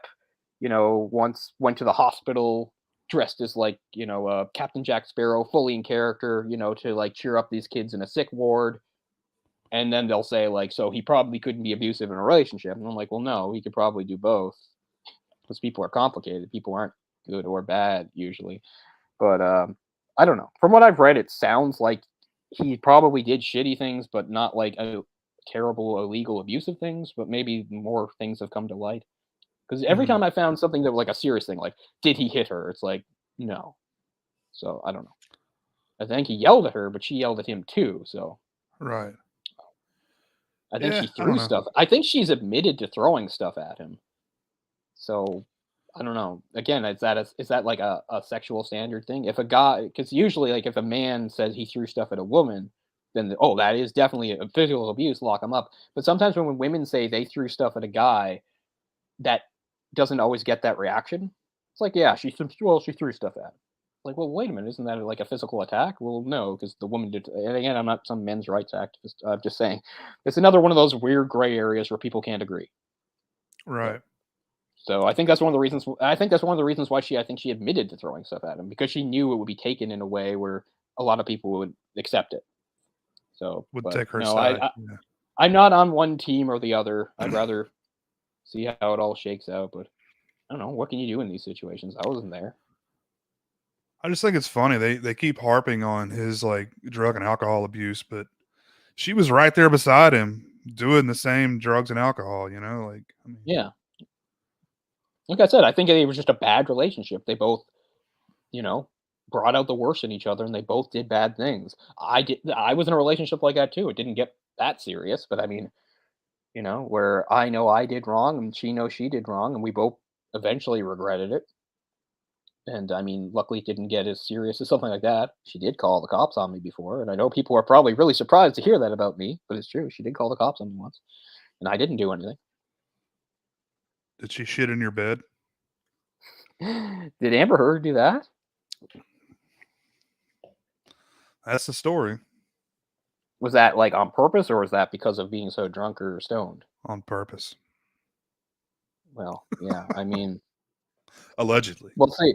Well, I mean, if that really is true, like I said, I mean, I understand there's a difference between things that are just a bad thing to do and things that are actual crimes, and I realize that's not a crime, but it also disgusts and repulsed me in such a way that I could never have any respect for her.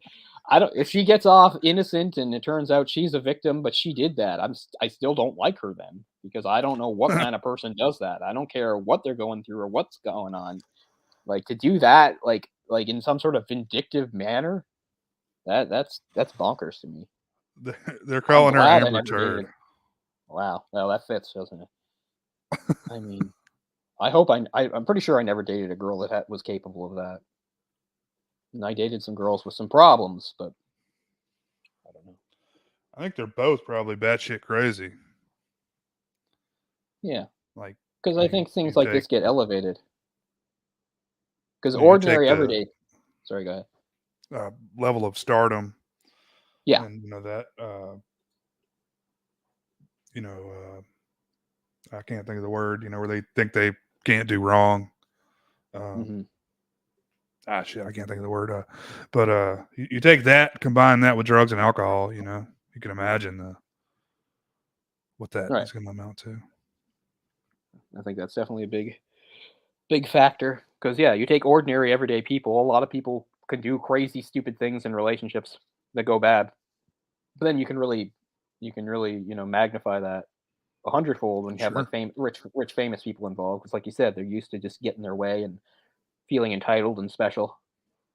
So I think that's why society focuses so much on that. Because I mean, it's not like there aren't like bad relationships all over the place. There are, but with celebrities, it goes up a whole other level. Yeah, we get I don't along a know. lot better than them, though. You always have to believe the. It seems like you just have to believe the worst about celebrities until they prove you wrong, really. Because all I Yeah, ever hear about is a celebrity who I used to think was like an ordinary person is actually out of their minds in some way. Not sometimes criminally, sometimes not. You know.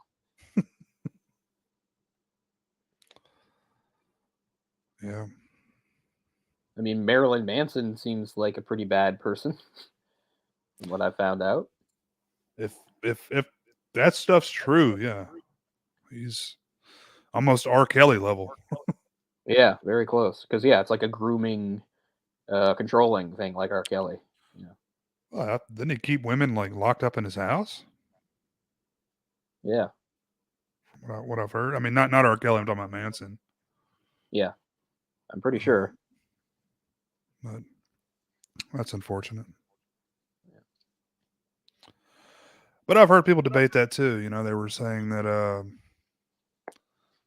whatever the young girl that he dated, you know, years ago was is kind of telling stories or whatever. Um, Rose McGowan. no, after her, I believe. Oh, She was I in think Rose. uh, not Future World, Westworld. Oh, right, her. Yeah, yeah. She's the one that The kind of really broke things open. She was the one that yeah, talked about how, like, for months he like controlled and abused her. I know who you mean. I can't think of her name, but yeah, yeah. She wrote like a really big piece on it. So yeah. You know, again, I don't know. they shot an episode of that Creep Show TV series with him in it, and they've just totally scrapped it. It's just shelved.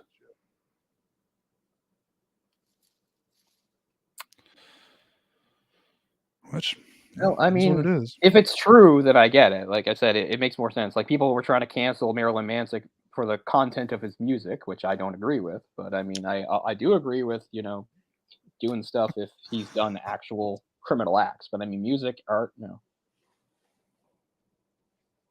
Yeah. I mean, Manson's. I've always had a weird distance from him anyway. Like there were things I liked about him and thought was cool. I was never really into his music or anything like that. I mean, he always seemed very honest about himself, but apparently not completely, which did appeal to me, like the way he spoke in interviews and things like that. But I mean, you know, it's not like it's some big thing that changes my life. It's not like, oh, I had his poster up on my wall, I had his albums. No to both. He was somebody I was I aware of mean, who was okay. Yeah, his music is pretty. You know, I mean the content of the music is pretty aggressive and talks about a lot of weird shit that you know. Yeah, I told you. You know, there was a concert here planned, but they had a candlelight vigil and had it canceled. okay. That I had tickets to, and I was like super pumped to go see. It really sucked. Helmet was going to Because open up for him. I mean, I guess there are a lot of bad things we found out about Marilyn Manson, but I still know he's not responsible for the Columbine shootings. I know that, but plenty of people figured he basically was. There were a lot of people that were like, "He is good as pull the trigger." It's like, well, I mean, some people basically said that Ah, kind of shit at the time. yeah, give me a break. Remember they didn't want him touring and stuff. They were, he had to cancel a bunch of his dates on his tour because there were all these protests. Like, as it was like, yeah, Yeah. I don't think Marilyn Manson shot up any schools or told anybody to do it, but people believe it. When those guys did that shit, I was that kid. I had the Marilyn Manson shirt on. I wore a trench coat. You Yeah. know, so I didn't shoot up a school though. Did everybody look at you funny afterwards? I don't know. Absolutely, they did. Yeah, Yeah. absolutely.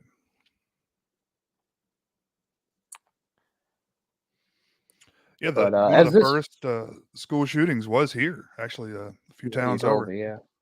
Yeah.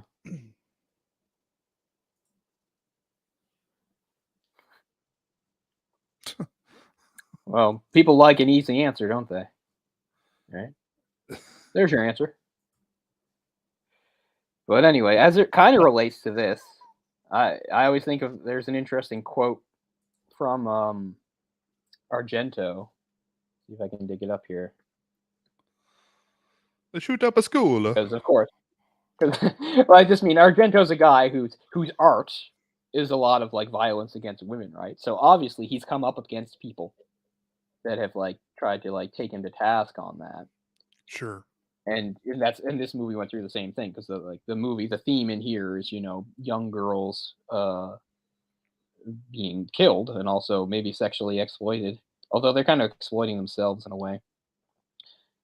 Ah, damn, I don't know where the quote is, but it was an interesting quote that basically just said something like, he knew a lot of people will look at him a certain way or think certain things about him because what his movies had. That to him it was interesting to have scenes like it was important to have like if somebody if he was going to have somebody killed in a movie, then it should be a beautiful woman. He's just like it's like I know people are going to think all sorts of things about that, and I don't give a fuck. It's more or less what he said. I'm paraphrasing, but yeah.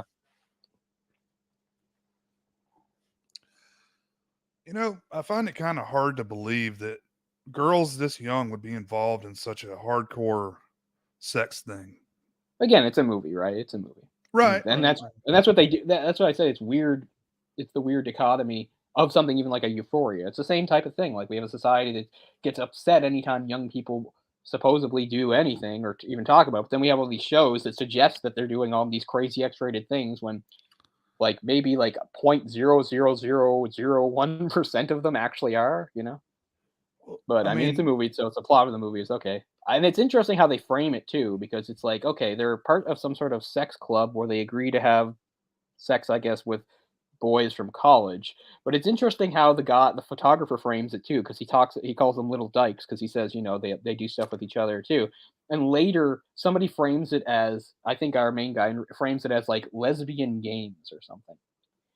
And I like how he frames it because it's very 1972. Because I mean, for a movie that might be fairly progressive, I think the way he's framing it is like lesbian stuff is like an immoral act. I think is kind of what his character is saying. Maybe not, but that's kind of how it hit to me. Like he's talking about like, well, it's immoral enough that they're loose and having sex with these boys, but each other too. These lesbian games. I like that line quite a bit.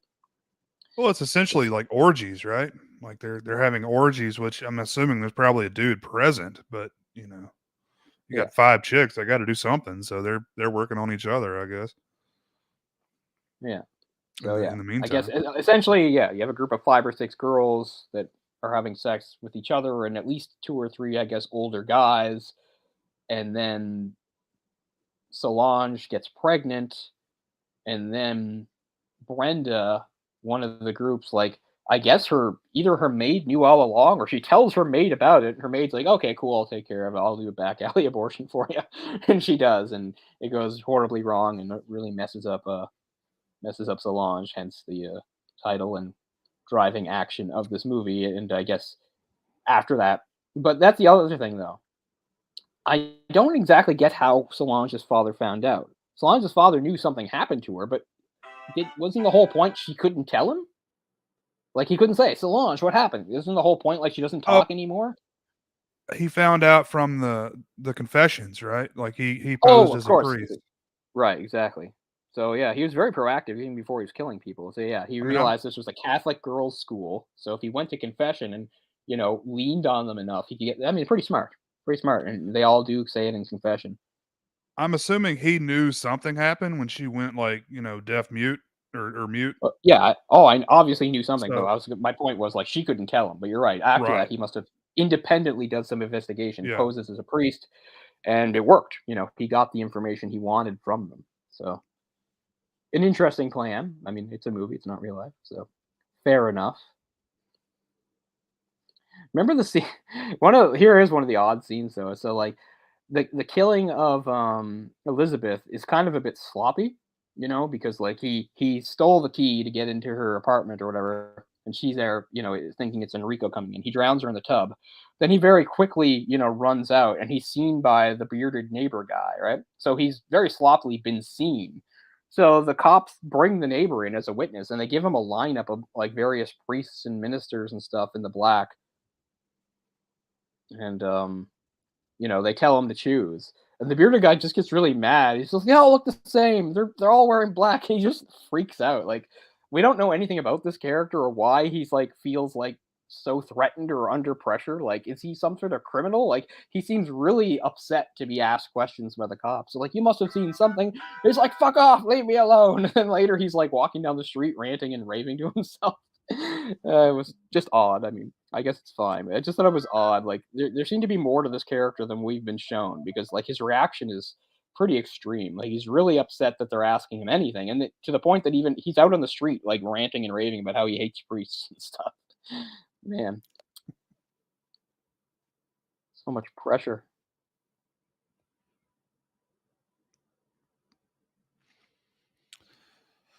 But yeah, I mean that's pretty much it. I mean, it's a pretty simple story once you find out the ending.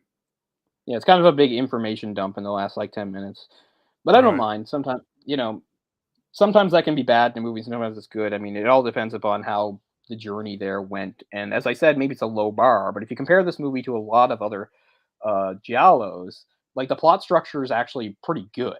A lot of giallos are kind of haphazard in the way they move around, and they'll also have characters make decisions like that don't make any sense just because they serve the plot. Mhm. Like this movie Mhm. is, I'm not going to say this is some brilliantly constructed thriller. This isn't Seven. You know, this isn't a simple plan. It's not that kind of movie, but it's way better than a lot of giallos as far as like plot structure work is concerned.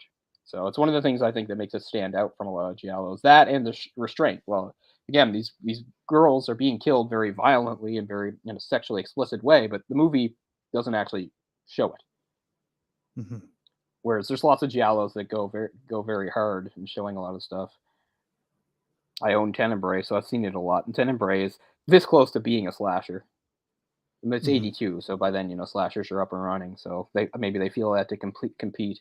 Like Tenebrae's story makes sense, but it's also kind of stuff just sort of happens because they want it to type thing, and characters make weird decisions and things. And the body count is super high. Like a bunch of people get offed in Tenebrae, and each sort of more violent, spectacularly violent as we go. So this movie is actually quite restrained as far as the violence, and maybe it's not like a brilliant story, but it's a pretty decently well told story compared to quite a few giallos. So that definitely makes it a unique one, and I can understand why when I was looking up lists of best giallos, why it's always included because it Mhm. has a little bit of uniqueness to it. So I definitely like it from that perspective too. That's probably how I discovered it as well, just looking up, lists of giallos, Hmm. you know, after I watched all the, Bava stuff and, what else is there to watch? But it's an interesting I don't know, would you say subgenre? Yeah, It's have you seen any of the more modern day giallos? not really. I've only really seen ones from kind of the era like Blood and Black Lace is older than I thought. It's 64. So that's Yeah, sort of it's like the old. first really big, because yeah. So that's like directly following up the girl who knew too much. But you were right. Bob also did a Bay of Blood. But but no, I haven't. I'm trying to think. Like probably the latest. mm, I don't even think I've seen anything from like the late '80s when they were still technically alive. Like I've heard that the one that Argento did, literally called Giallo, is like awful. Is like Oh, almost that's unwatchable. Vincent Gallo. Vincent Gallo's in there. It's got Adrian Brody. Adrian Brody. Okay, I'm sorry, I get those guys mixed up. They both got the big schnoz. Yeah. I haven't watched it, but I remember years ago, like it was fairly new. It's 2004, 2006, something like that. And I remember when I watched it, and like find like people saying like it was so bad it was like unwatchable, which is also what they said about Argento's like Dracula. They said it was so bad it's basically unwatchable, like I like didn't next hate level bad. Giallo, but I've been told not to watch Dracula by quite a few people. Like they're like, Yeah, no, a lot of it's people were like, do don't not even watch watch it. it like out of curiosity. Like people were just like, it's unwatchably bad. So I mean, fair enough Rutger for Hauer, me. come on, but yeah, I still haven't seen it. I like Rucker Howard, but he's in a lot of crap. Um, I have not seen what have they done to your daughters, but it's on my list. I don't know how I haven't seen it yet, but I think I just can't track it down. Maybe Hmm. that's the I don't know if it's a direct sequel, but it's what he did a couple years later. Massimo. Yeah, and there's a lot of crazy titles. Just looking at a list of some of the Yeah. names. The iguana with the tongue of fire. Wow. That came out in '71. It almost sounds like it's some sort of like direct response to the girl with the bird with the crystal plumage or something. Okay, well here's the iguana with the tongue of fire. Thing, You think that's a direct translation? maybe. I mean, they all have weird titles. It's one of the things I like about them. Like Don't torture a Yeah. duckling. Oh yeah. That's a good one. I mean, there are a few sort of straightforward ones, like the killer's on the phone. But yeah, there's so many I want to see because a lot of them have like they have some sort of angle, they have some sort of hook, try to make them a little different. Yeah, Verso Oh 73. wow. I haven't been impressed with anything Argento's done in quite a while now, Oh no, unfortunately. but I mean Argento may has like one of the best runs ever from like 1970 to like maybe 1990 or something. It's like just great Sure. movies. I mean everybody. Well, I thought Mother of Tears was okay.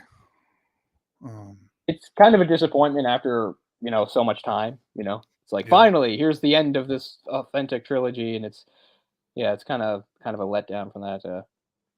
Now what have they done with your daughters? I don't know much about it.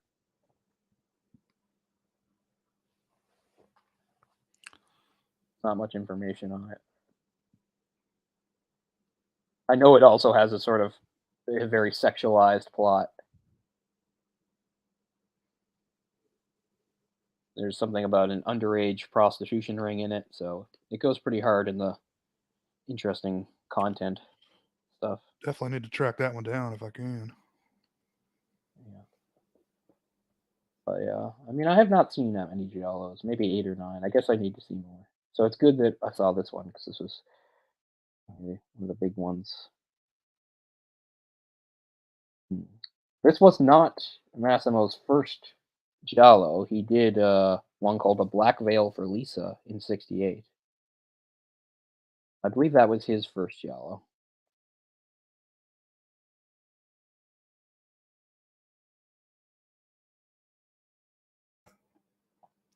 Yeah, a lot of these I Add just that to get my them mixed list as up. well.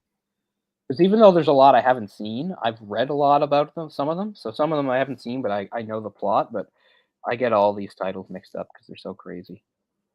Kill the fatted calf Yeah. and roast it.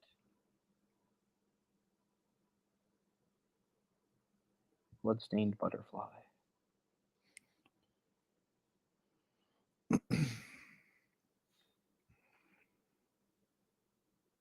Quite a big list here on Massimo Wikipedia. della Mano. Give you the good giallo, you just how you like it. The pizza pie.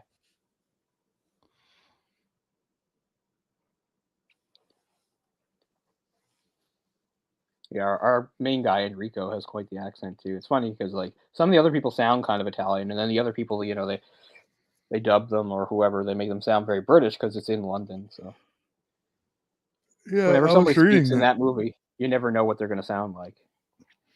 Yeah, I was reading that was all done basically for the American audience. Like Yeah, because apparently there was people didn't like dubs, which I mean I know I know I don't, but I've never heard that was a thing. But even though I think pretty a much good all bit of these this are movie dubbed. was dubbed. Yeah, I sometimes know even when the characters are. Oh, sorry. I was going to say I know when their photographer was not dubbed, or maybe if he was dubbed, it was like his own. I mean, he was speaking English. Hmm. Yeah, pretty much all these giallos are dubbed because their ultimate language is supposed to be in English, but I assume there's a lot of Italian spoken in the movies. 'Cause, I mean, they show them in Italy. It wasn't just they weren't just made in Italy. They were made in Italy because they were popular in Italy. So there was an Italian audience kind of first and foremost, I guess. So, but it's clear that sometimes the characters are dubbed and sometimes they aren't. And sometimes the character, even if they do speak English, they might just be like, even if they spoke English on the set, it seems like they still got dubbed over later anyway, just to be thorough, I guess. I don't know, but yeah. That's the one thing that makes it, like, muddled. Because like, when I'm, watching, like, various, like, Chinese movies, particularly, like, kung fu movies and stuff, there's always a dubbed version, and then there's always you can watch it but if you prefer, you can watch it, in its original language or subtitles. I don't think that's really an option. Like, you can buy however many editions of how many ever giallos you want, super awesome Arrow editions, like, I don't think there's such thing as like an Italian track with an English, like with subtitles, is there? They're all dubs, right? I think so. Because that's just how they did them. They did them with the dub in mind. Right.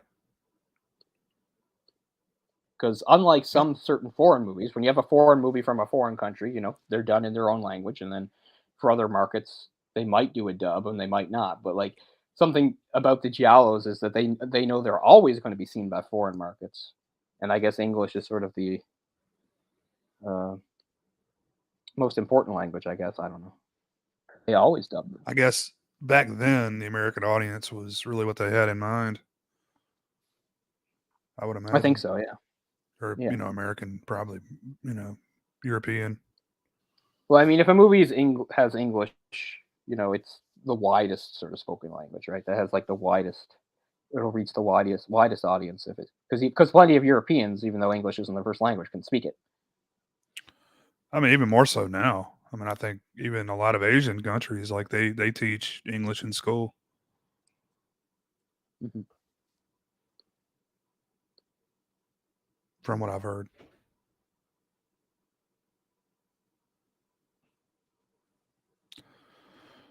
So, how are you enjoying Red Dead Redemption 2? It's going pretty well. I know that our friend Eric is really connected to it and likes the story. It hasn't really hit me that way. I mean, it's certainly well told and everything. I don't know. I kind of playing it kind of as a larf in a way. It's not like I don't enjoy it, but I just mean I don't think I take it seriously. I'm kind of annoyed by most of the gang. Like I like doing missions by myself. I don't like doing missions with the gang. The gang just creates problems. Yeah. As I said, like the our leader is Dutch, and I realize it wouldn't be much of a game if every plan went smoothly and nothing ever went wrong. But it's just mean it looks like everything Dutch does blows up. So it's just like Dutch is like, this is a great plan, and then it all goes to hell, and maybe somebody dies or something like that. And Dutch is like, this plan will be even better than the last one. It's like, I hope so, Dutch. Jesus Christ, you know. But I mean, it's fun, great big open world game. Kind of like a Yeah. Grand Theft Auto thing, but with horses. But very fun. I mean, it's most similar to me to Ghost of Tsushima, but that you're riding around on a horse, you're doing things. It's not as good. It's not quite on that level, but it's good. Yeah, you're It gives a making me little want to bit. go back and It play it gives again. it gives a bit more variety than like Ghost of Tsushima. There's a bit more variety. It's a very nice big map. I'm still discovering parts of the map, even though I'm not one of those people that like lets the game dictate everything to you. Like, cause like I've been to lots of places way before they show up in the story. Like Oh, really? only now in the story are we like in that big city part, Saint Denis. But I was in Saint Denis way before that because I just like mapping out the map a lot. So I've been all around. I've also just for the hell of it decided to be extremely violent. So my character has like no honor and everybody hates him. Like I'll rescue somebody and then like throw them off a cliff. Like I do stuff like that.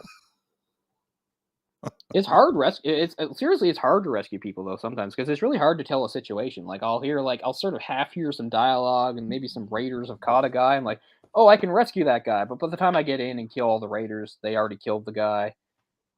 Stuff like that. So I mean, it's hard doing the right thing. Sometimes, like early in the game when I wasn't as good at the controls, I've just sort of killed people or drawn my gun by accident. Like once, like this hillbilly couple invited me over for supper, and I knew definitely it was sort of going to be a trap or something. But actually, out of curiosity, I just wanted to see how it unfolds. And he told me to go upstairs and see the woman because she'd gone upstairs. And when I went up there, I think she was going to try to seduce me, and I accidentally pointed the gun. I didn't mean to, and she's like, "Well, now you've done it." She came at me with a knife, so I blew her head off, and then he came up and I killed her. And I think it's pretty well understood they were going to try to kill me at some point, but I was disappointed because I wanted to see where it was going to go but I kind of pulled my gun too early. So yeah, early in the game, of course, I wasn't as good with the controls. So I made mistakes, like I bumped into people. But I mean, sometimes I used to think that I played it too violent, but the world itself is really violent. Because Yeah. sometimes, like, all I have to do is insult somebody, and they'll pull a gun on me. Oh, yeah. I mean, that's just probably realistic for those times, I would Yeah, imagine. I'm sure it does. I mean, in some ways, it bothers me though. Like one of the first times I came out of Saint Denis, I was just riding out of Saint Denis by this road. So we were just outside of it, and there's like this sort of like factory kind of looking building, and a bunch of raiders attacked me, and I killed all of them except one, who I managed to capture alive. So I hogtied him, put him on my horse, and thought I would bring him down to the jail in Saint Denis. Instead, I got wanted for kidnapping.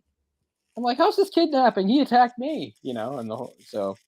I mean, I get the game can't be perfect, but I mean, but yeah, but I've been very vindictive in the game, not to, even before that. Like, yeah, like I said, sometimes I'll save people just to kill them later and things like that. Or sometimes I'll save them and I'm going to save them, and then they'll do or say something that annoys me. Right. Like some woman was kidnapped, so on a coach, so I killed like four guys to save her, and I was looting their corpses, which is my favorite thing to do in the game. I love looting corpses, and I'm annoyed every time I don't get to or I get interrupted. Sometimes I'm still looting while the gunfight's going on. I'm just like, hold on, let me get these corpses.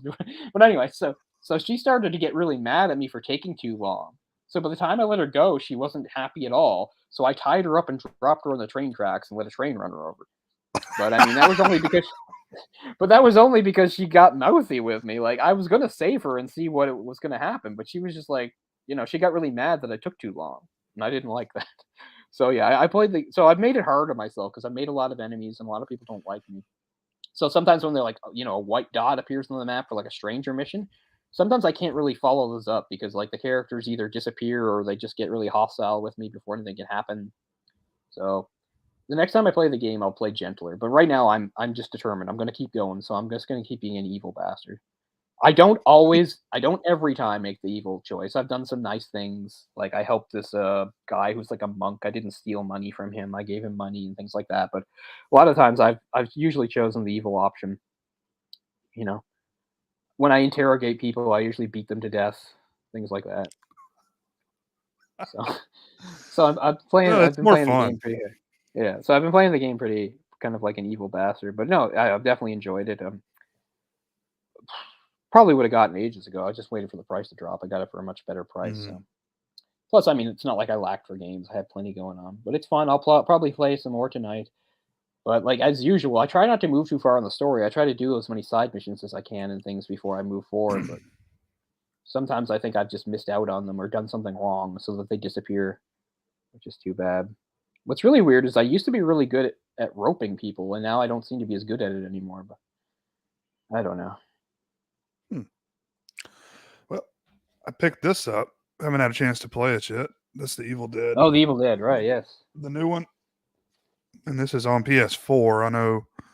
I think it's only available on this for the old consoles, and then of Hmm. course it's on the new Xbox and new PS5, or not new anymore, but new to me.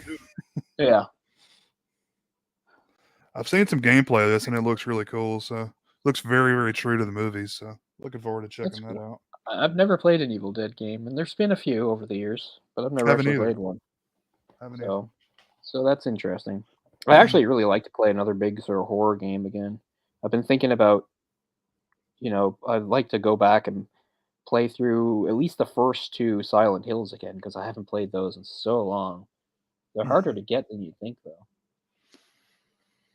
Like I found like a Silent Hill collection just on the PSN, and all it is enhanced versions, and not even for the PS4, but for the PS3, and all it is two and three, and they want $99 for it. I was like, that's insane. Whoa, whoa. $99? So yeah, Yeah, I had Silent Hill 2 on the PS2. that's I probably the got best one stolen. I'd say, but I haven't even played them all. But Silent Hill 2 is really good. It's too bad how like the series changed. It got away from the things that made it special. But I'm just happy that I had those. I mean, there's no wrong time to play a game, and what's great now is you can go back and play old games now, which is I recommend. But I feel very lucky to have played games like that when they came out Hmm. because at the time it was like new and cutting edge. Like when I played Silent Hill, like there wasn't really anything like it at the time, so it was pretty cool. Just like when Yeah, I think about like different time, before you can just go get on YouTube and see how to solve a puzzle or how to, get to the next level or whatever. yeah, 96 to like 2002, 2003 or whatever. That's like my best gaming years. That's when I Mhm. enjoyed it the most. That's when I was really into it and reading everything online and in magazines and stuff. I mean, I'm still, I've gotten really gotten back into them. But yeah, like I said, it's really fun to revisit old games. But I am glad that I have those memories. Mhm. That I was the right age for certain games, like when Metal Gear Solid came out and things like that. It was so cinematic and so different, and so innovative. Nowadays, it feels like everything that comes out, like even if it's good, there's already people that know so much about it that they're all like making jokes and memes about it. I want something that doesn't feel, you know. And I get it. You can make a lot of jokes about something like the Metal Gear Solid series. There's a bunch of weird. It's a really weird series, but I don't know. We talked about this before. Like, it's funny because what we're doing is kind of contributing in a way, but it's not like I don't care about others' opinions on things. But I just mean I mostly just don't enjoy fandoms of anything at all. Especially the more I like something. The more I like something, the less interested I am in someone else's opinion on it or anything, even if they love it. As I said, it's funny. Like, I'm a big Kingdom Hearts fan. I hate the Kingdom Hearts fan community. They're annoying as fuck. They don't, and it's not even like them saying things I disagree with. They just bother me. I don't even know why I follow stuff on Twitter. They're always posting stupid things. I'm just like, oh god, you know. They just annoy me. So things, yeah. So things like that, or Final Fantasy, or I don't know, Studio Ghibli films. Things that I really like. I don't know, Indiana Jones. I don't care. I don't want to hear anybody else talking about it. Oh, yeah. Here's the Yeah, I funny played thing, Manhunt. Jake, about Manhunt was that I didn't play it when it came out, and I hadn't heard of it. But at some point, it got a release or a re-release on the PSP, right? That wasn't its original form, was it? Okay, so it got a re-release on the PSP, and when I started dating my Chinese girlfriend Hai Ching, so this is like 2013. She actually owned a PSP and a couple games, and she had that game, and I'd never played it before. And she showed it to me, and I was kind of shocked by like how like violent and dark it could be. It was kind of funny. So that was actually my introduction to it. Was that she was playing it. It was weird because she wasn't really a gamer or anything like that. I don't even remember how she had this cool white Chinese PSP though. It was a Chinese Did that PSP, but it played normal PSP games, so it had like mod unlocked or something. It was did that somehow did that come out here, or was that a Chinese game? It wasn't a Chinese game. She somehow gotten it on it had been region locked, and she somehow got it unregion locked. She got it unlocked somehow because it was a white Chinese PSP, but she could play games from here on it. And again, she wasn't a gamer person. Somebody was supposed to done it for her, or maybe the person that owned it first did it and then gave it to her. I don't actually know the story. It's hard to remember, but that's how I played Manhunt. And I first just watched her play, and I was kind of amused. She's like dragging bodies around and stuff. Yeah, PSP So was that great because you could mod the hell out of it. Like, it was, you know, very you could do lots of stuff with it. But yeah, I really want to talk games again, so I'm gonna be a lot more forceful in trying to get Eric to get together with us so we can finally do another final I'm dungeon. I'm ready, So man. I was hoping maybe we could do some Resident Evil and then anything after that. So I replayed the remake of two recently, but I'm gonna play one of the older games again. So I'll try to be more proactive about that instead of saying whenever. I'll try to set a date so that we have something to look forward to. Because yeah, I want to talk games too.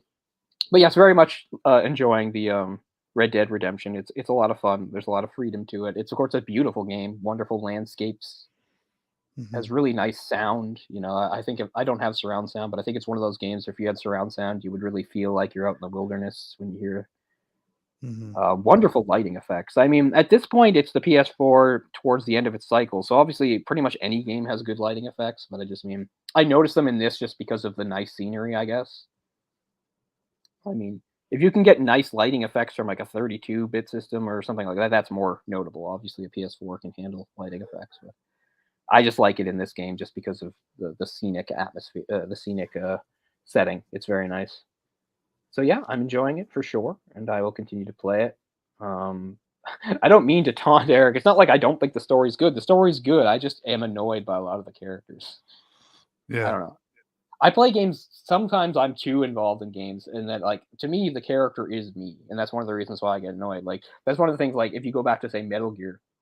So okay, so in Metal Gear Solid 3, you have his mentor character, the boss, that woman, right? and she's considered like an amazing character, and people love her, and there's tributes to her and all this stuff. I will never be able to like her because of the way she treats Snake in the game, because she's super condescending to him, and to me that's her condescending to me. So even though I get it, and I don't need to explain to me that she was actually playing a role and it was all part of her, like, way of tricking the bad guys and completing her mission, all I remember her is her treating me like I was a goddamn child. So I can't like her, and I never will. So I don't know. So sometimes I take stuff really personally in games. So that's one of the reasons why I kill a lot of people in this game. I don't like getting slighted. I get really annoyed when I'm not allowed to murder people.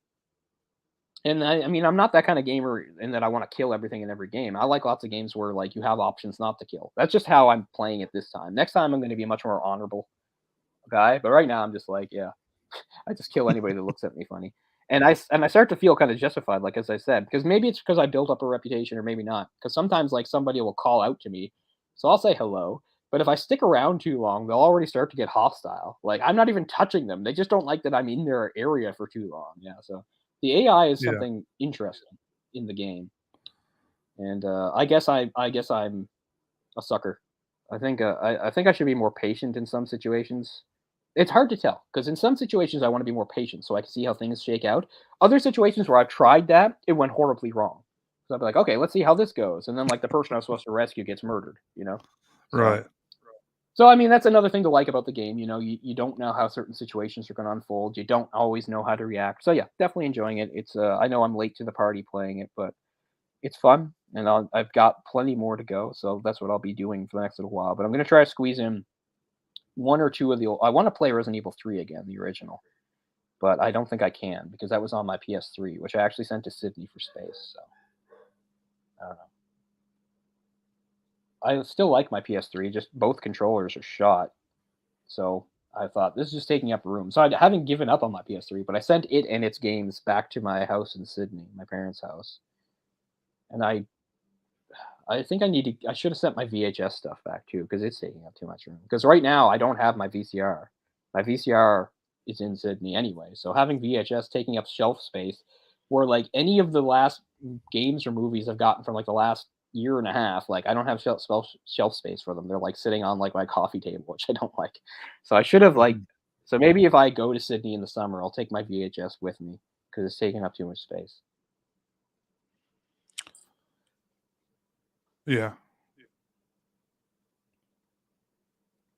Um, that game's not like new. I mean, it's what, probably 7 or 8 years old. Red Dead. Red Dead Redemption. It's like maybe 3 or 4 years old? Oh, is that it? Okay.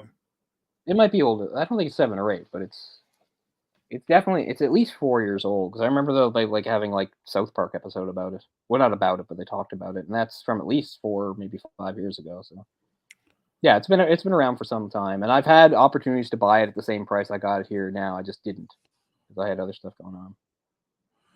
Yeah. I really like the first game. They put a zombie version out, Yeah. I have which both of those too. I got was those really way cool. after.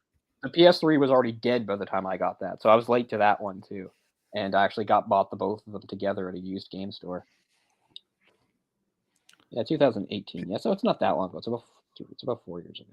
Not even Oh, fully 4 2018. years. Okay. Okay. Yeah. Um, yeah, back to the PS3, man. That was a great console. That may be one of my favorite consoles of all time, honestly. Like I only had one for maybe 2 or 3 years, and basically I bought it from a guy, and then he bought it back from me a couple years later. So Mm.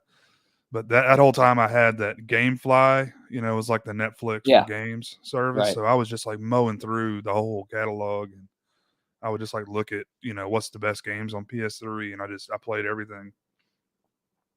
Really great Yeah. console. The PS3 kind of brought me back. It's not like I was ever going to abandon gaming. I've been a big gamer ever since I was like 10 years old. But there was that lull of my life in 2005 to about 2009 after I got robbed and I lost my PS2 and my games, Right. where I had stopped doing all the things I did. I wasn't even reading about new games, let alone not playing them. So I don't remember. It was maybe I can't remember the lifespan of the PS3. I don't remember the year it came out exactly or anything like that. But I mean, it had already been out for a couple years when I finally got it. and it had so many good games that it sort of brought me back. That yeah, I started, I was playing the Uncharted series and things like that, and it really Hmm. brought me back Oh yeah. into playing like new games because it wasn't like I'd stopped playing new games for those years. I was just playing old stuff. Like I wasn't buying anything new. I wasn't even online reading stuff. Like I wasn't paying attention to E3 or any of that stuff I used to pay attention to. I had just taken a step back from it. But Hmm. ever since then, I haven't. It's always been a big deal to me. Kills me that I still don't have a PS5.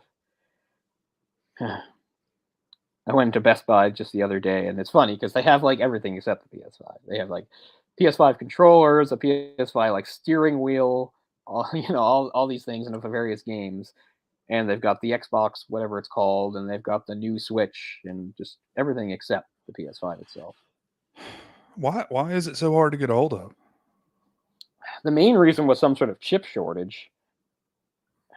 But I mean, I Is it thought the whole thing was you make those chips. You don't find them in the ground. So I mean, I don't know. But the main thing that did it was a combination of a chip shortage and, of course, the pandemic stuff happening at the same time. I mean, I So understand that. You just think by now by it would have now, become more available. because as many people have told me, like if you follow various things on Twitter, you can find out about them becoming available here and there. But I don't want to put any effort into it. I just want to go get it when I want to get it. I don't want to have to jump in some queue or be in a race with people. I just want to get it. Right. And I don't want to pay more because most of the people I talked to that got it in the last year, they got it because they paid more. Yeah.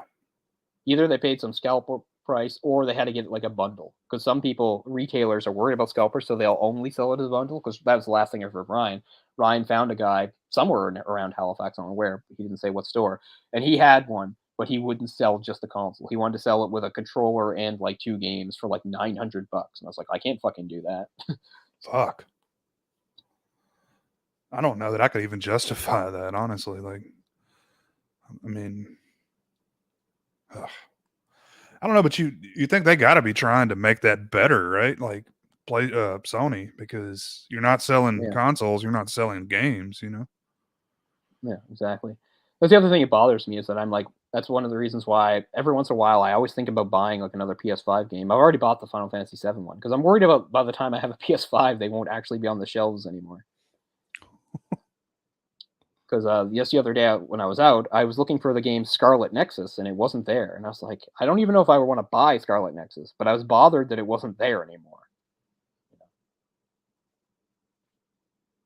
Because honestly, I don't even know what the first new game I would buy is if I had a PS5, which is one of the main reasons why I don't feel terrible about it yet. I mean, I'm bothered. I don't know what like the game is you have to buy for PS5. I really don't. Like all the I games don't that either. appeal to me for PS5s are like enhanced version of existing PS4 games, like Ghost of Yeah. Tsushima, the Director's Cut, the Final Fantasy VII, which I already got with the interlude, and a couple others. Like they're all basically just already been PS4 games. They're just upgraded versions, with extra stuff. Hmm. I don't know what the killer PS5 app is. Yeah. Me either. I'm so far out of the loop with that kind of stuff that, which is weird. Like, I've never felt like this before. You know, I've always kind of been not Yeah, on the very front end, but usually like I get it the new console within a year or so. yeah. Like, I've got the I said, Switch. That's the newest thing I have, and the Oculus. That's all I've gotten. yeah. Until just recently, when I got Red Dead Redemption, I'd been playing the shit out of the Switch. That's what I've been playing the last couple months. Mostly because I bought the game Triangle Strategy, which I adore. It's everything Oh, really? like that somebody like me would like. But I was also playing stuff on the online for the Switch. Like I was playing the N64 games on the Switch, which I really get a kick out of doing. It was definitely worth paying for. Although I still want to set some time aside to play Majora's Mask because I've never played that. I've only watched Ryan play a little bit of it way back when it came out a million years ago. So sometime I'll set some time aside to play Majora's Mask. But anyway, hopefully we can get some more gaming talk into a proper show about it. But we can finish up here. Yeah, you could tell. You can tell how much we want to do. Yeah, we definitely want to do some more gaming talk, and we'll do it in an official capacity too. But I mean, I don't mind talking about it here. But we'll wrap up this one for now. So yeah, Cool. what have you done to Solange? It's an interesting pick. I we always just try to do different stuff on the show, and we really hadn't done anything comparable on the show before. And I mean, obviously, it's not like we're really going to cover slashers because there's not much to analyze in there for a slasher. But I feel at least some giallos like this one, they have enough maybe themes or something. There's something else in there. I mean, we didn't really pound into it, but I just mean because I mean, if you get into it, I don't really even know how profound it is. But I mean, it comes down to a father wanting revenge for like what happened to his daughter, all this sort of mixed ideas of sex and immorality, things like that. So while it shows, yes, it's 1972 and freedom and love and baby, they're still showing the other side of that too. It's like dark Yeah. consequences and judgment and things like that. And like you said, like the idea of this happening in real life, maybe it did happen, but I mean, it's not. It definitely isn't common. Movies and things like us to believe it's common. It's a nice fantasy to believe in all these girls that just want to be in sex clubs and things like that. But probably not very realistic from that standpoint. But yeah, I mean, I would rank it pretty high among the giallos I've seen. I still need to see more, but it's definitely one of the better ones, and for the reasons you already said. Like one, the story is actually more coherent than quite a few giallos.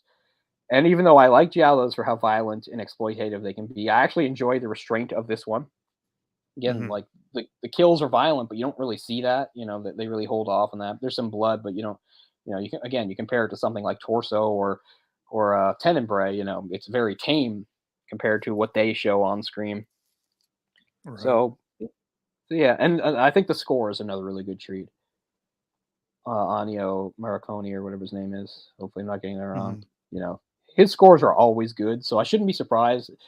But I mean, it also shows some of his versatility because this is sort of like a smaller scale type movie, and he does it so well. I mean, mostly just because of that main theme. It's very cool, little sort of somber, haunting theme that I think fits the mood of the movie very well.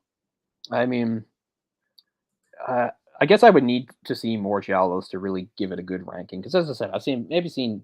I don't think I've seen more than 10. 8 or 9 is Hmm. probably what I've seen. So I'm trying to think like, and I've enjoyed pretty much every giallo I've seen, even the ones that are a little more sloppy. They still have their charms, like a Torso. Like I don't think Torso Hmm. is very good. It's just kind of fun because of how messed up it Yeah. is. Is really what it is. It's not like it's a good story or anything. And Torso doesn't have a nice sort of stylistic look to it like this movie has, or Blood and Black Yeah. Lace or something. But It's very stylized. This movie very very interesting cinematography. yeah, some great camera work. There's a lot of Hmm. focus on people's characters' eyes that we didn't really get to didn't talk about enough. Which But is yeah, another Argento staple. right. Windows to the soul. But yeah, I'm definitely glad we got to do it, and we'll do more Italian movies too, not just giallos. But as we because yeah, I think this is only our second Italian movie, so we have some catching up to do with Italy, I suppose. There's some other countries too. I mean, we've definitely done our work with France. We've done a lot of French movies. Not that we won't ever do another French movie, but I just mean when I think We've of countries that we need to do more on, Italy's one of them. Yeah, we've done a lot of Japanese. We've done a few Korean, I believe. And I'm sure we talked about it way back when we did it, when because we did do Insomnia and Night Watch, and that was years ago, right? We did. Cause I'm sure back then we talked about maybe doing some more of those Nordic thrillers, Nordic crime type movies. So Yeah, that'd be that's great. something to think about too, to look into some more of those. Because that's another one where like I know a lot about them, but I have seen very few in actuality. Hmm. So that would be something else to look into. So yeah, yeah, we'll try to get a little more organized going forward. I know we had a bit of a lull there where we missed a couple weeks, but we'll try to get that going. So whip ourselves into shape so we can get the show going, and also maybe pick the other show up too and do some video game stuff. So yeah, we'll try to say some stuff on Twitter. I know we've been kind of silent on Twitter, but we'll try to say some stuff on Twitter in the next little while to maybe give people an idea of what's coming, give them a heads up. We will certainly discuss that among ourselves, and as always, when people have suggestions, we're interested in that too. So thanks a Absolutely. lot, everybody, for who tuned in live tonight, and anybody watching this in the future, as usual. Thank you. So I think that'll do it. Yeah. Thank you, guys. Okay. Have a good night. Thanks a lot, guys. Have a good night, and we'll see you next time.